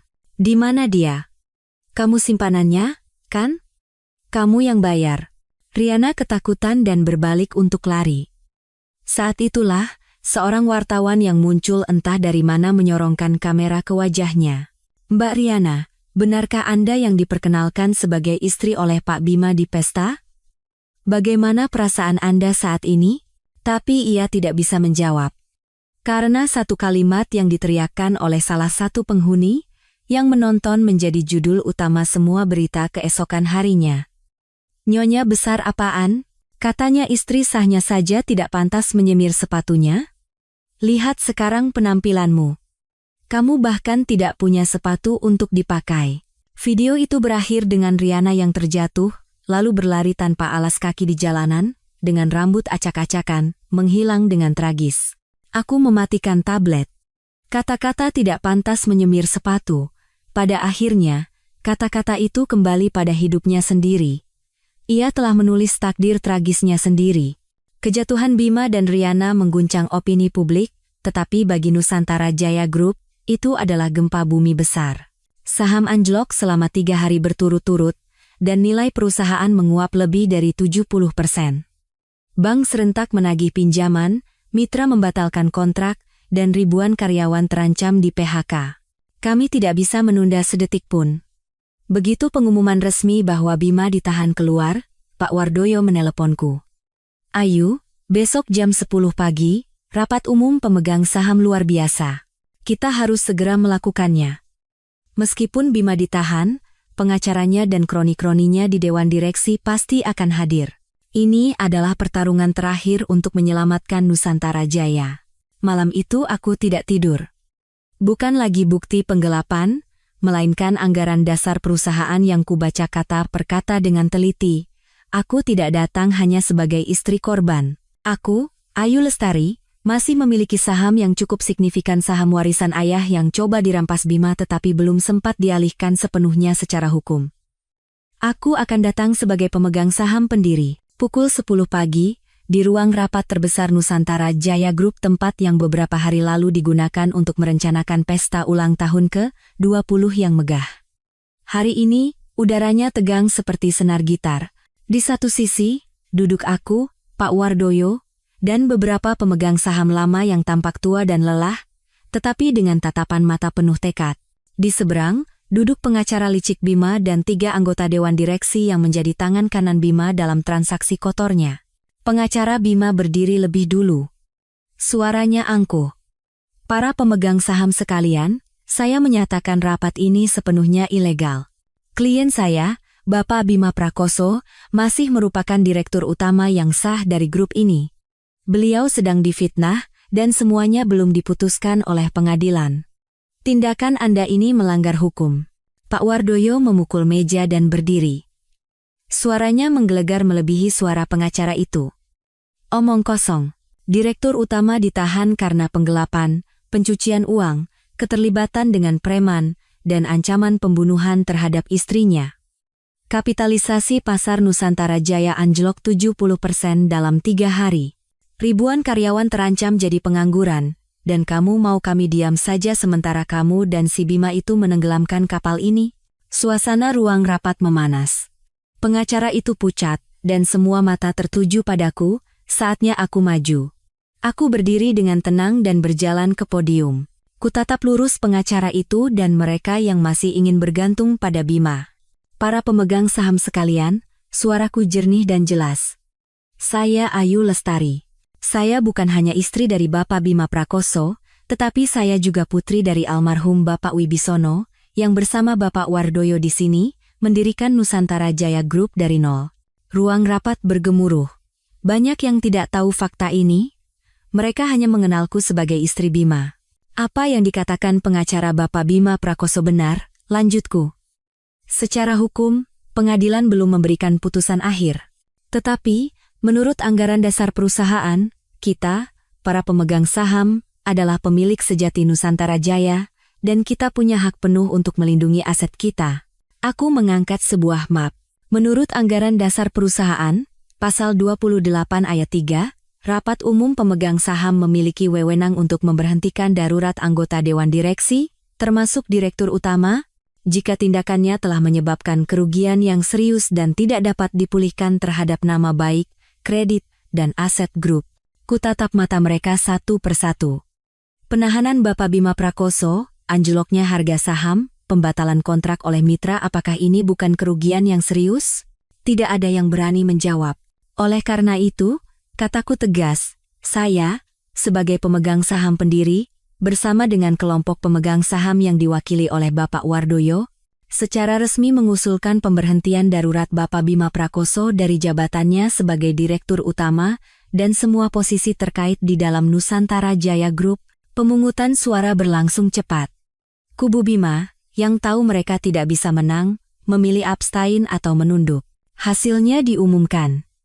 Lebih dari 90% pemegang saham setuju dengan pemberhentian Bima Prakoso. Pengacara Bima mengemasi tasnya dan diam-diam meninggalkan ruang rapat. Perang telah usai. Pak Wardoyo naik ke podium. Suaranya serak menahan haru. Nusantara Jaya telah kembali. Saya, Wardoyo, secara resmi akan menjabat sebagai Direktur Utama sementara. Beliau menoleh padaku. Ayu, perusahaan membutuhkanmu. Kami membutuhkanmu. Saya merekomendasikanmu sebagai Ketua Komite Audit Khusus yang akan memimpin proses restrukturisasi keuangan perusahaan. Apakah kamu bersedia? Aku menatap tulisan Nusantara Jaya Group di dinding. Nama yang diberikan oleh ayahku. Aku mengangguk dengan tegas. Saya bersedia. Aku keluar dari ruang rapat Nusantara Jaya Group, meninggalkan tatapan penuh kekaguman, bisik-bisik, dan wajah kelabu para pengacara kubu Bima. Pak Wardoyo menggenggam tanganku erat, suaranya serak. Kamu melakukannya dengan sangat baik, Ayu. Ayahmu di surga pasti bangga. Aku hanya bisa mengangguk, tidak bisa berkata apa-apa. Rasa kemenangan tidak semanis yang kubayangkan. Seperti obat penghilang rasa sakit yang efeknya mulai habis, ia hanya menyisakan nyeri samar dan kelelahan yang luar biasa. Aku telah bertahan terlalu lama. Setahun sandiwara kepatuhan, dan beberapa hari pertarungan melawan media, penyidik, ibu mertua, preman, dan kini, Dewan Direksi. Aku kuat dan dingin seperti mesin. Tetapi begitu aku melangkah keluar dari lobi kantor pusat grup, aku melihat sosok yang familiar bersandar di sebuah taksi, dengan mata merah karena khawatir. Dahlia. Bisikku hampir tanpa suara. Sahabatku satu-satunya, Dahlia. Sejak kuliah, kami lebih dekat dari saudara kandung. Dahlia adalah seorang pengacara dan bekerja di Surabaya. Begitu berita tentang pesta itu meledak, ia terus-menerus meneleponku, tetapi aku tidak berani mengangkatnya. Aku takut ia akan melihat sisi lemahku. Melihatku, Dahlia tanpa berkata apa-apa menjatuhkan kopernya dan berlari memelukku erat-erat. Dalam pelukan yang kokoh dan hangat itu, cangkang baja yang susah payah kubangun hancur berkeping-keping. Seperti bendungan yang jebol, air mataku tumpah tak terkendali. Aku membenamkan wajah di bahunya dan menangis seperti anak kecil. Aku tidak menangis saat dihina di depan ribuan orang. Aku tidak menangis saat tahu aku diracuni. Aku tidak menangis saat diancam preman. Tapi sekarang, di pelukan sahabatku, aku menangis. Menangisi 10 tahun masa mudaku yang terbuang, menangisi anakku yang bahkan tidak pernah diberi kesempatan untuk hadir di dunia, menangisi kebodohanku karena mempercayai seorang monster. Menangislah, Dahlia menepuk-nepuk punggungku. Suaranya juga serak. Menangislah, Ayu. Keluarkan semuanya. Aku langsung terbang begitu melihat berita. Aku telepon kamu tidak diangkat, aku takut sekali kamu nekat. Bagaimana bisa dia melakukan itu padamu? Aku menggelengkan kepala, dan di sela isak tangisku, aku berhasil berkata, dia memberiku pil KB, selama bertahun-tahun, Dahlia. Tangan Dahlia yang menepuk punggungku tiba-tiba menegang. Aku bisa merasakan amarahnya. Apa? Bajingan itu. Dahlia melepaskanku dari bahunya dan menatap lurus mataku. Benarkah? Aku mengangguk, dan air mata kembali tumpah. Monster, binatang, teriak Dahlia di tengah lobi. Jangan pernah dimaafkan, Ayu. Dengar aku, ia mencengkeram bahuku.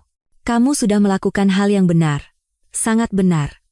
Jangan pernah lemah.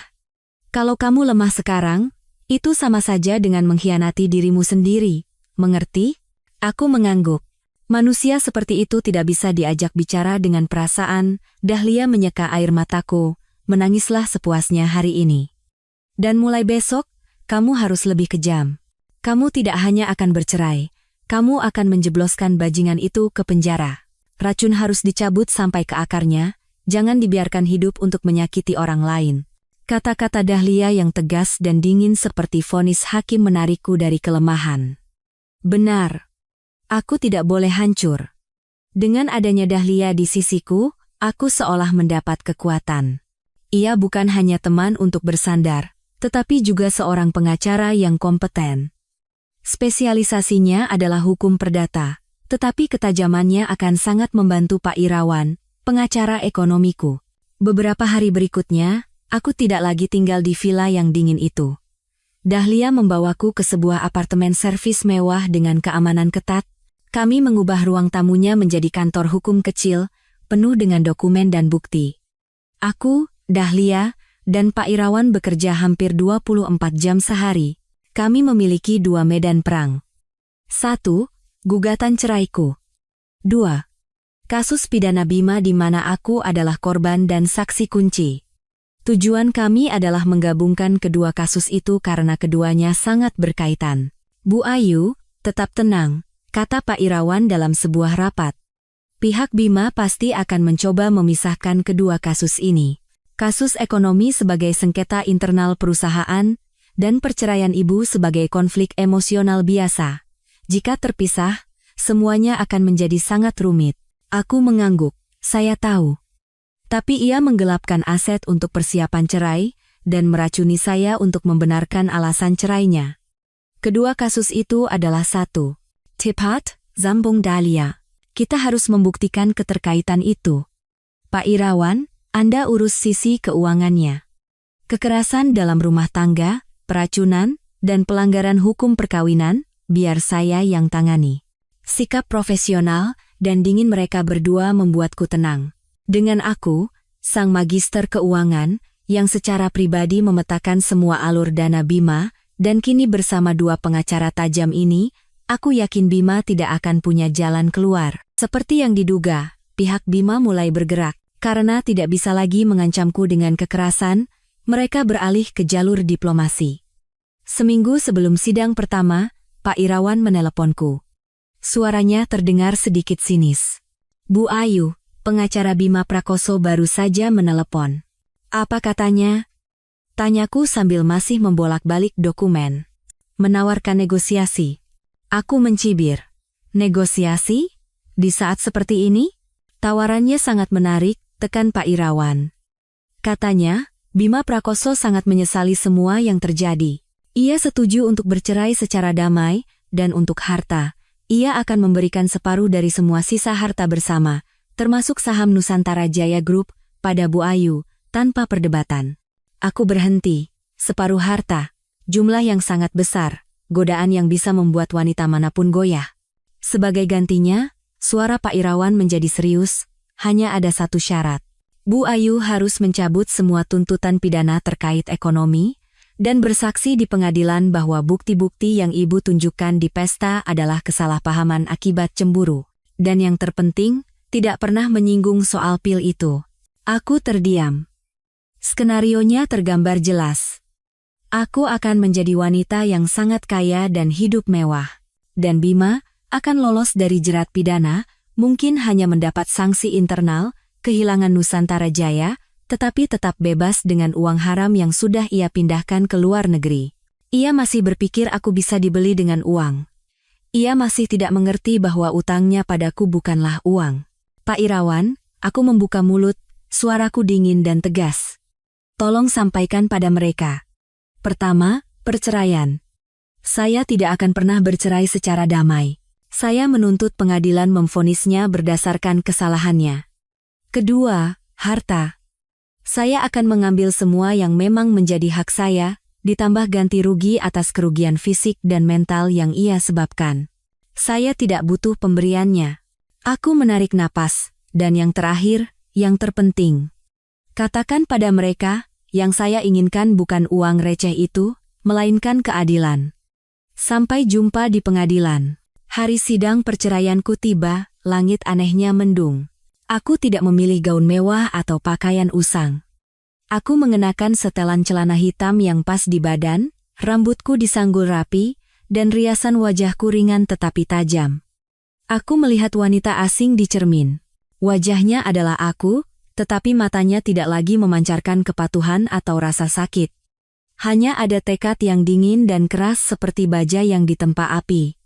Ini adalah baju zirahku. Aku memasuki ruang sidang yang penuh dengan wartawan. Dahlia dan Pak Irawan mengapitku di kiri dan kanan. Kami tidak menghindari kamera, tetapi berjalan lurus ke kursi penggugat. Beberapa saat kemudian, pintu samping terbuka dan Bima masuk, digiring oleh dua petugas lapas. Aku tidak menoleh, tetapi bisa merasakan seluruh ruang sidang bergemuruh.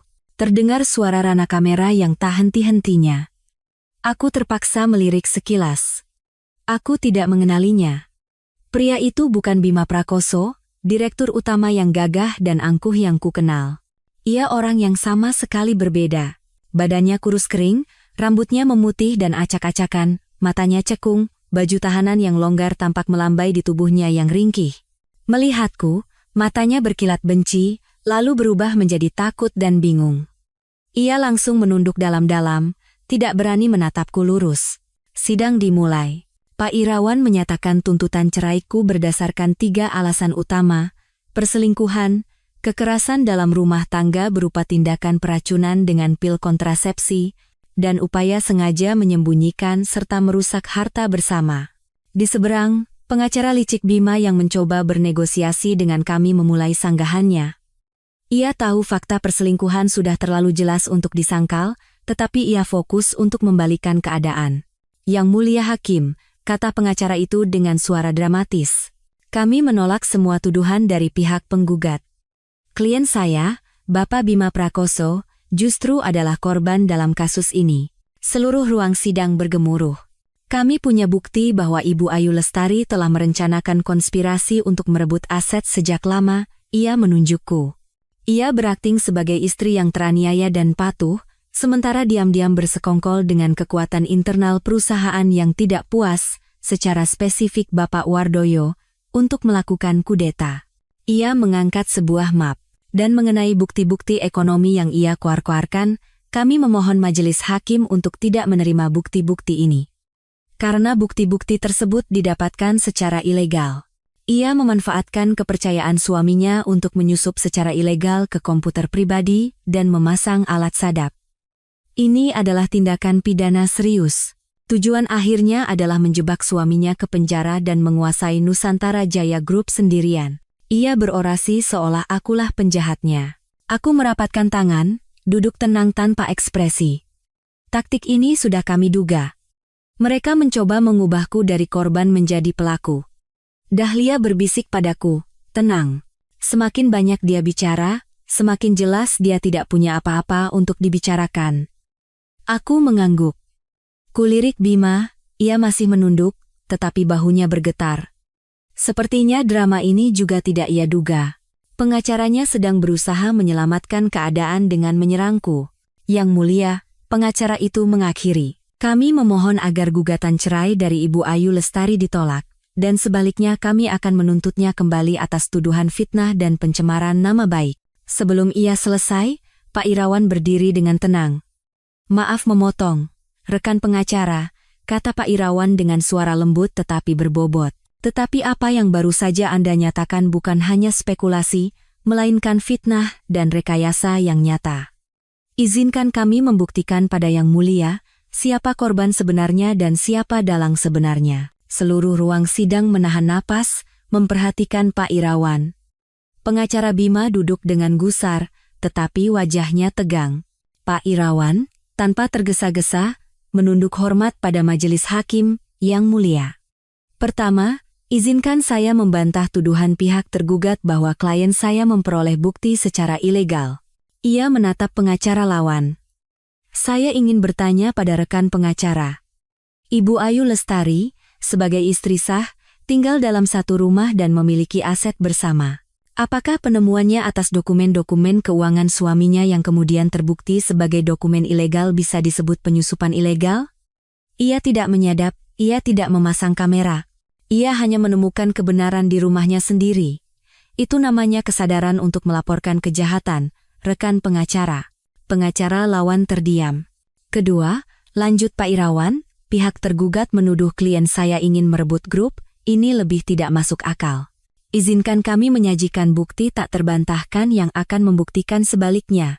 Orang yang selama bertahun-tahun merencanakan dengan cermat untuk merampas aset, menggelapkan uang pemegang saham, dan mengusir istrinya dengan tangan kosong adalah Bapak Bima Prakoso sendiri. Pak Irawan memberi isyarat, dan sebuah layar besar turun di tengah ruang sidang. Izin, Yang Mulia. Layar menyala. Bukan foto hasil intaian atau rekaman suara yang samar. Itu adalah diagram alur dana yang begitu rumit hingga memusingkan mata. Sesuatu yang hanya bisa dipahami oleh ahli keuangan, tetapi Pak Irawan menjelaskannya dengan sangat sederhana. Yang Mulia, ia menunjuk diagram itu. Inilah alur dana sebesar 150 miliar rupiah yang kami tuduhkan telah digelapkan oleh Bapak Bima Prakoso. Dana ini tidak lenyap. Ia berawal dari rekening Nusantara Jaya Group, melewati 5 perusahaan cangkang yang didirikan atas nama ibu Bapak Bima, yaitu Ibu Sumarni, dicuci melalui proyek properti fiktif yang disetujui oleh ayah dari Riana Sari. Dan terakhir, Pak Irawan menunjuk ujung diagram, semua uang yang sudah bersih ini tidak lari kemana-mana. Ia mengalir langsung ke sebuah rekening bank di Swiss. Dan pemilik rekening ini, Yang Mulia, ada 2 orang, Bima Prakoso dan Riana Sari. Buktinya, teriak pengacara Bima. Ini hanya gambar yang kalian buat.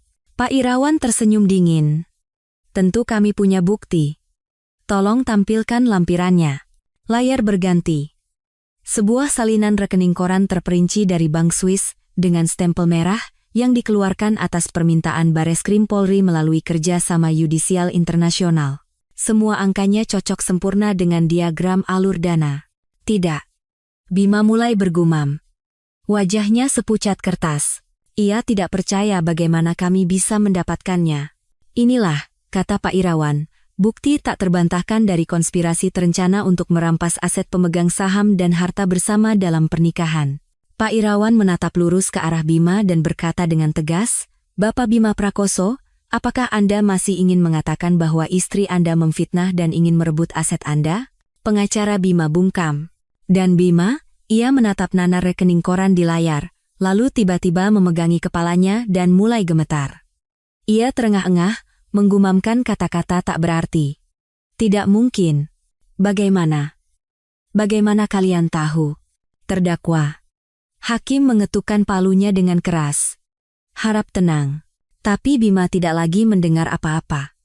Ia tahu ini adalah akhir. Semua rencana dan keangkuhannya telah telanjang di bawah cahaya keadilan. Pengacara Bima, yang tadinya begitu fasih menuduhku, kini terduduk di kursinya dengan wajah kelabu. Ia pasti tidak pernah bermimpi kami akan mendapatkan bukti dari Bank Swiss. Bima terhuyung di kursi terdakwa, mencengkeram pagar kayu. Ia menatap nanar rekening koran di layar, menggumamkan kata-kata tak berarti. Tidak mungkin. Bagaimana kalian bisa tahu? Pengacaranya, dengan sisa-sisa tenaga untuk mengulur waktu, berdiri dengan susah payah. Yang mulia, kami meragukan keabsahan bukti ini. Ada kemungkinan dipalsukan. Pihak penggugat, tetapi Pak Irawan tidak memberinya kesempatan. Ia menoleh pada sahabatku, Dahlia. Sekarang gilirannya. Masalah keuangan sudah selesai, saatnya membuka dosa-dosa pribadi. Dahlia berdiri. Suaranya tidak setegas Pak Irawan, tetapi mengandung amarah dan kepedihan yang tertahan. Yang mulia, kami belum selesai. Ia menatap lurus ke arah Bima, tatapan dingin yang seolah menusuk jantungnya. Bukti keuangan sudah jelas. Tetapi motif di baliknya alasan mengapa Bapak Bima Prakoso begitu kejam ingin menggelapkan aset dan menyingkirkan istrinya dari hidupnya jauh lebih mengerikan dari itu. Keberatan. Pengacara Bima melompat berdiri lagi. Ini adalah sidang perceraian dan pembagian harta. Kami tidak akan memperdebatkan motif pribadi. Sangat relevan, rekan pengacara, balas Dahlia dengan suara setajam silet. Karena ini membuktikan adanya tindakan kekerasan dalam rumah tangga yang sistematis, menjadi dasar bagi pengadilan untuk menentukan kesalahan, dan menjadi landasan bagi kami untuk menuntut ganti rugi atas kerugian kesehatan dan mental. Hakim mengangguk. Keberatan ditolak. Silakan lanjutkan. Dahlia menarik napas dalam-dalam. Yang mulia, izinkan kami membuka bukti terakhir. Serangan yang menghancurkan. Ia memberi isyarat, dan layar besar kembali menyala, tetapi kali ini bukan diagram, melainkan antarmuka file audio. Ini, suara Dahlia bergema, adalah rekaman percakapan antara Bapak Bima Prakoso dan klien saya, Ibu Ayu Lestari, yang direkam secara sah di kediaman Ibu Ayu pada malam saat Bapak Bima mengirim preman untuk menerornya dengan cat. Terlihat Bima gemetar. Ia mulai sadar apa itu. Rekaman diputar. Raungan histeris Bima menggema di seluruh ruang sidang. Lihat, kamu mau mati. Aku peringatkan kamu, Ayu. 1. Cabut laporan. 2. Kamu mati. Pengacara Bima berkata panik, Yang mulia, ini hanya kata-kata saat marah, tidak bisa jadi bukti. Mohon dengarkan sampai selesai. Yang mulia, potong Dahlia. File audio terus berputar. Setelah geraman Bima, terdengar suaraku yang gemetar tetapi jelas. Bagaimana bisa kamu sekejam ini? Kamu sudah menghancurkanku. Dan kemudian suara Bima, raungan iblis yang memaku peti matinya sendiri, aku kejam? Aku sudah sabar bertahun-tahun karenamu. Bertahun-tahun aku memberimu obat supaya kamu bisa punya anak, tahu? Perempuan mandul tidak berguna. Kalau kamu tidak bisa punya anak, kamu tidak punya hak di rumah ini. Aku menikahimu karena kamu bodoh dan ayahmu punya uang. Hening. Keheningan mutlak yang mencekam menyelimuti ruang sidang. Aku mendengar para wartawan terkesiap kaget. Bahkan hakim ketua yang sudah tua dan menjaga wajah seriusnya selama persidangan tampak terbelalak kaget. Pengacara Bima terduduk lemas di kursinya, pucat seperti mayat. Bima mendengar suaranya sendiri. Ia mengangkat kepalanya dengan sentakan. Mata merah yang menyala. Ia sadar ia baru saja mengakui kejahatannya yang paling mengerikan. Tidak, tiba-tiba ia menyerit buas. Tidak. Kamu menjebakku. Itu rekayasa. Itu bukan aku. Kamu memfitnahku. Ia berlari membabi buta ke arahku, mencoba menerobos para petugas. Akan kubunuh kau, halang, akan kubunuh. Petugas lapas langsung meringkusnya, membantingnya ke lantai. Ia terus meronta dan meraung seperti binatang gila. Ruang sidang menjadi kacau balau. Hakim mengetukkan palunya berkali-kali. Tenang, tenang, bawa keluar terdakwa. Bima diseret keluar, tetapi sumpah serapah dan teriakan kebenciannya masih menggema. Aku duduk, menggenggam erat tangan Dahlia. Pengacaranya tidak lagi berkata apa-apa. Ia mengemasi berkasnya dengan wajah lunglai seperti prajurit kalah perang. Ia tahu, Tidak ada pembelaan apapun yang bisa membatalkan kejahatan yang diakui sendiri oleh pelakunya. Hakim menskor sidang untuk musyawarah putusan. Aku, Dahlia, dan Pak Irawan keluar ke koridor. Para wartawan mengerumuniku seperti lebah. Puluhan mikrofon disodorkan ke wajahku. Ibu Ayu, bisakah Anda konfirmasi kebenaran perkataan Bapak Bima? Sudah berapa lama Anda diracuni? Bagaimana perasaan Anda saat ini? Dahlia dan Pak Irawan menghalangiku. Maaf, kami tidak akan menjawab pertanyaan apapun saat ini. Mohon tunggu putusan pengadilan. Kami diantar ke sebuah ruang tunggu terpisah. Dahlia menuangkan segelas air untukku. Tangannya masih gemetar karena marah, tetapi ia tersenyum padaku. Sudah berakhir, Ayu, kamu berhasil. Monster itu pasti akan mendapat ganjarannya. Aku mengangguk, tetapi tidak merasa gembira. Hanya perasaan hampa. Seolah tumor yang telah bersarang di tubuhku selama 10 tahun akhirnya berhasil diangkat. Lukanya masih sakit, tetapi setidaknya racunnya sudah hilang. Aku tidak lagi membencinya. Aku hanya merasa jijik. 30 menit kemudian, kami dipanggil kembali ke ruang sidang. Suasana kusyuk yang menyesakkan. Hakim ketua, mewakili majelis hakim, mulai membacakan putusan. Suaranya jernih, setiap katanya terdengar seperti ketukan palu keadilan. Majelis hakim, setelah menimbang seluruh berkas perkara, bukti-bukti yang diajukan, dan jalannya persidangan, dengan ini memutuskan, 1. Mengenai hubungan perkawinan. Mengabulkan seluruh gugatan cerai dari penggugat, Ayu Lestari. 2. Mengenai kesalahan dalam perceraian. Menyatakan tergugat, Bima Prakoso, bersalah penuh atas retaknya hubungan perkawinan. Tindakan tergugat yaitu perselingkuhan berat, penyembunyian aset bersama secara terencana, dan tindak kekerasan dalam rumah tangga dengan sengaja merusak kesehatan istri melalui peracunan sistematis selama bertahun-tahun adalah tindakan yang tidak dapat ditoleransi dan telah melanggar moral sosial serta hukum secara serius. 3. Mengenai pembagian harta. Hakim melanjutkan, karena kesalahan penuh berada pada pihak tergugat, Bima Prakoso, dan adanya tindakan penyembunyian aset yang disengaja, maka majelis hakim memutuskan pembagian seluruh harta bersama dilakukan dengan mengutamakan perlindungan mutlak bagi korban, yaitu penggugat, Ayu Lestari. Penggugat, Ayu Lestari, berhak atas 70% dari harta bersama, termasuk saham Nusantara Jaya Group. Sisa 30% aset tergugat dibekukan untuk digunakan sebagai ganti rugi prioritas bagi para pemegang saham Nusantara Jaya Group. 4. Mengenai aset ilegal.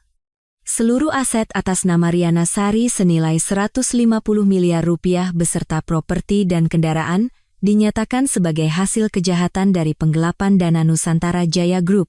Pengadilan, bekerja sama dengan aparat penegak hukum, akan menyita seluruhnya dan mengembalikannya kepada grup. 5. Hakim menatap sejenak berkasnya, seluruh berkas perkara ini, yaitu bukti-bukti terkait tindak pidana penggelapan, pencucian uang, dan terutama tindakan penganiayaan berencana melalui peracunan serta ancaman pembunuhan yang terekam, akan dilimpahkan ke pengadilan pidana untuk dituntut dan diadili sesuai hukum yang berlaku. Palu diketuk. Putusan telah dibacakan. Semuanya telah berakhir. Aku berdiri, aku tidak menangis. Aku hanya merasakan kakiku lemas. Dahlia dan Pak Irawan harus memapahku. Aku menang.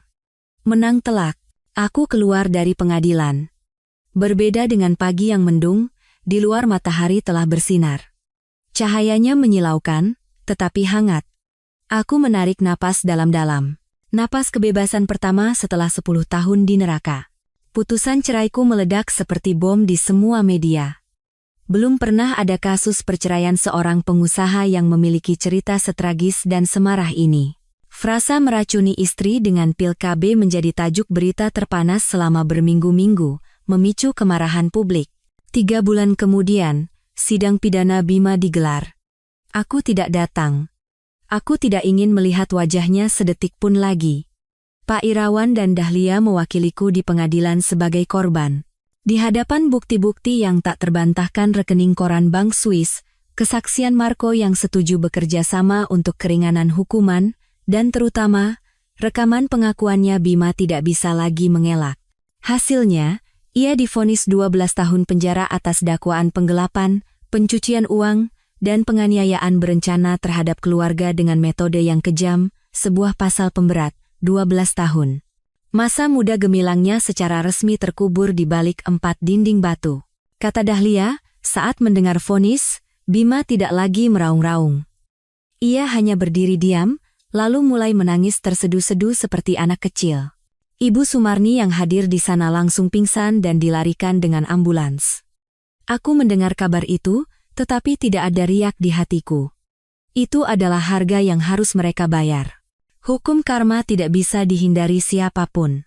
Mengenai Nusantara Jaya Group, itu adalah perang yang lain. Setelah Bima dilengsarkan, aku sebagai pemegang saham mayoritas dan Pak Wardoyo yang terpilih sebagai direktur utama sementara, harus menghabiskan hampir setahun untuk membersihkan kekacauan yang ditinggalkan Bima. Kami membereskan proyek-proyek fiktif, membangun kembali seluruh sistem keuangan, bernegosiasi ulang dengan bank, dan yang terpenting, mengembalikan kepercayaan investor dan karyawan. Itu adalah tahun yang sangat berat. Aku mengerahkan semua ilmuku di bidang keuangan untuk bekerja siang dan malam bersama Pak Wardoyo, tapi kali ini, aku bekerja bukan untuk seorang pria, melainkan untuk warisan ayahku dan mata pencaharian ribuan orang. Perlahan, Nusantara Jaya mulai stabil. Harga saham mulai naik kembali, dan para mitra kembali. Kapal yang karam berhasil diselamatkan. Riana juga tidak luput dari jerat hukum. Ia divonis 3 tahun penjara karena menjadi kaki tangan dalam menyembunyikan dan menikmati hasil kejahatan, yaitu pencucian uang. Ayahnya juga dipecat dan dituntut atas penyalahgunaan wewenang. Mimpi menjadi nyonya besarnya berakhir di penjara. Kata orang, sampai hari ia digiring ke mobil tahanan, ia masih menangis dan berteriak bahwa ia tidak bersalah, bahwa ia hanya ditipu oleh Bima. Tapi semua sudah terlambat. Setelah Nusantara Jaya benar-benar stabil, aku memutuskan untuk mengundurkan diri dari komite audit. Terlalu banyak kenangan pahit di sana. Aku menjual sebagian besar sahamku, hanya menyisakan sebagian kecil sebagai kenang-kenangan dari ayah. Aku menjadi wanita yang sangat kaya, asetku puluhan miliar rupiah, tapi uang itu bagiku hanyalah kompensasi. Ia tidak bisa mengembalikan 10 tahun masa mudaku atau anak yang dirampas dariku. Aku menjual villa yang dingin itu dan memutuskan semua kontak dengan keluarga Bima. Aku memulai hidup baru. Setahun setelah sidang pidana berakhir, aku duduk di sebuah kafe kecil di Bali.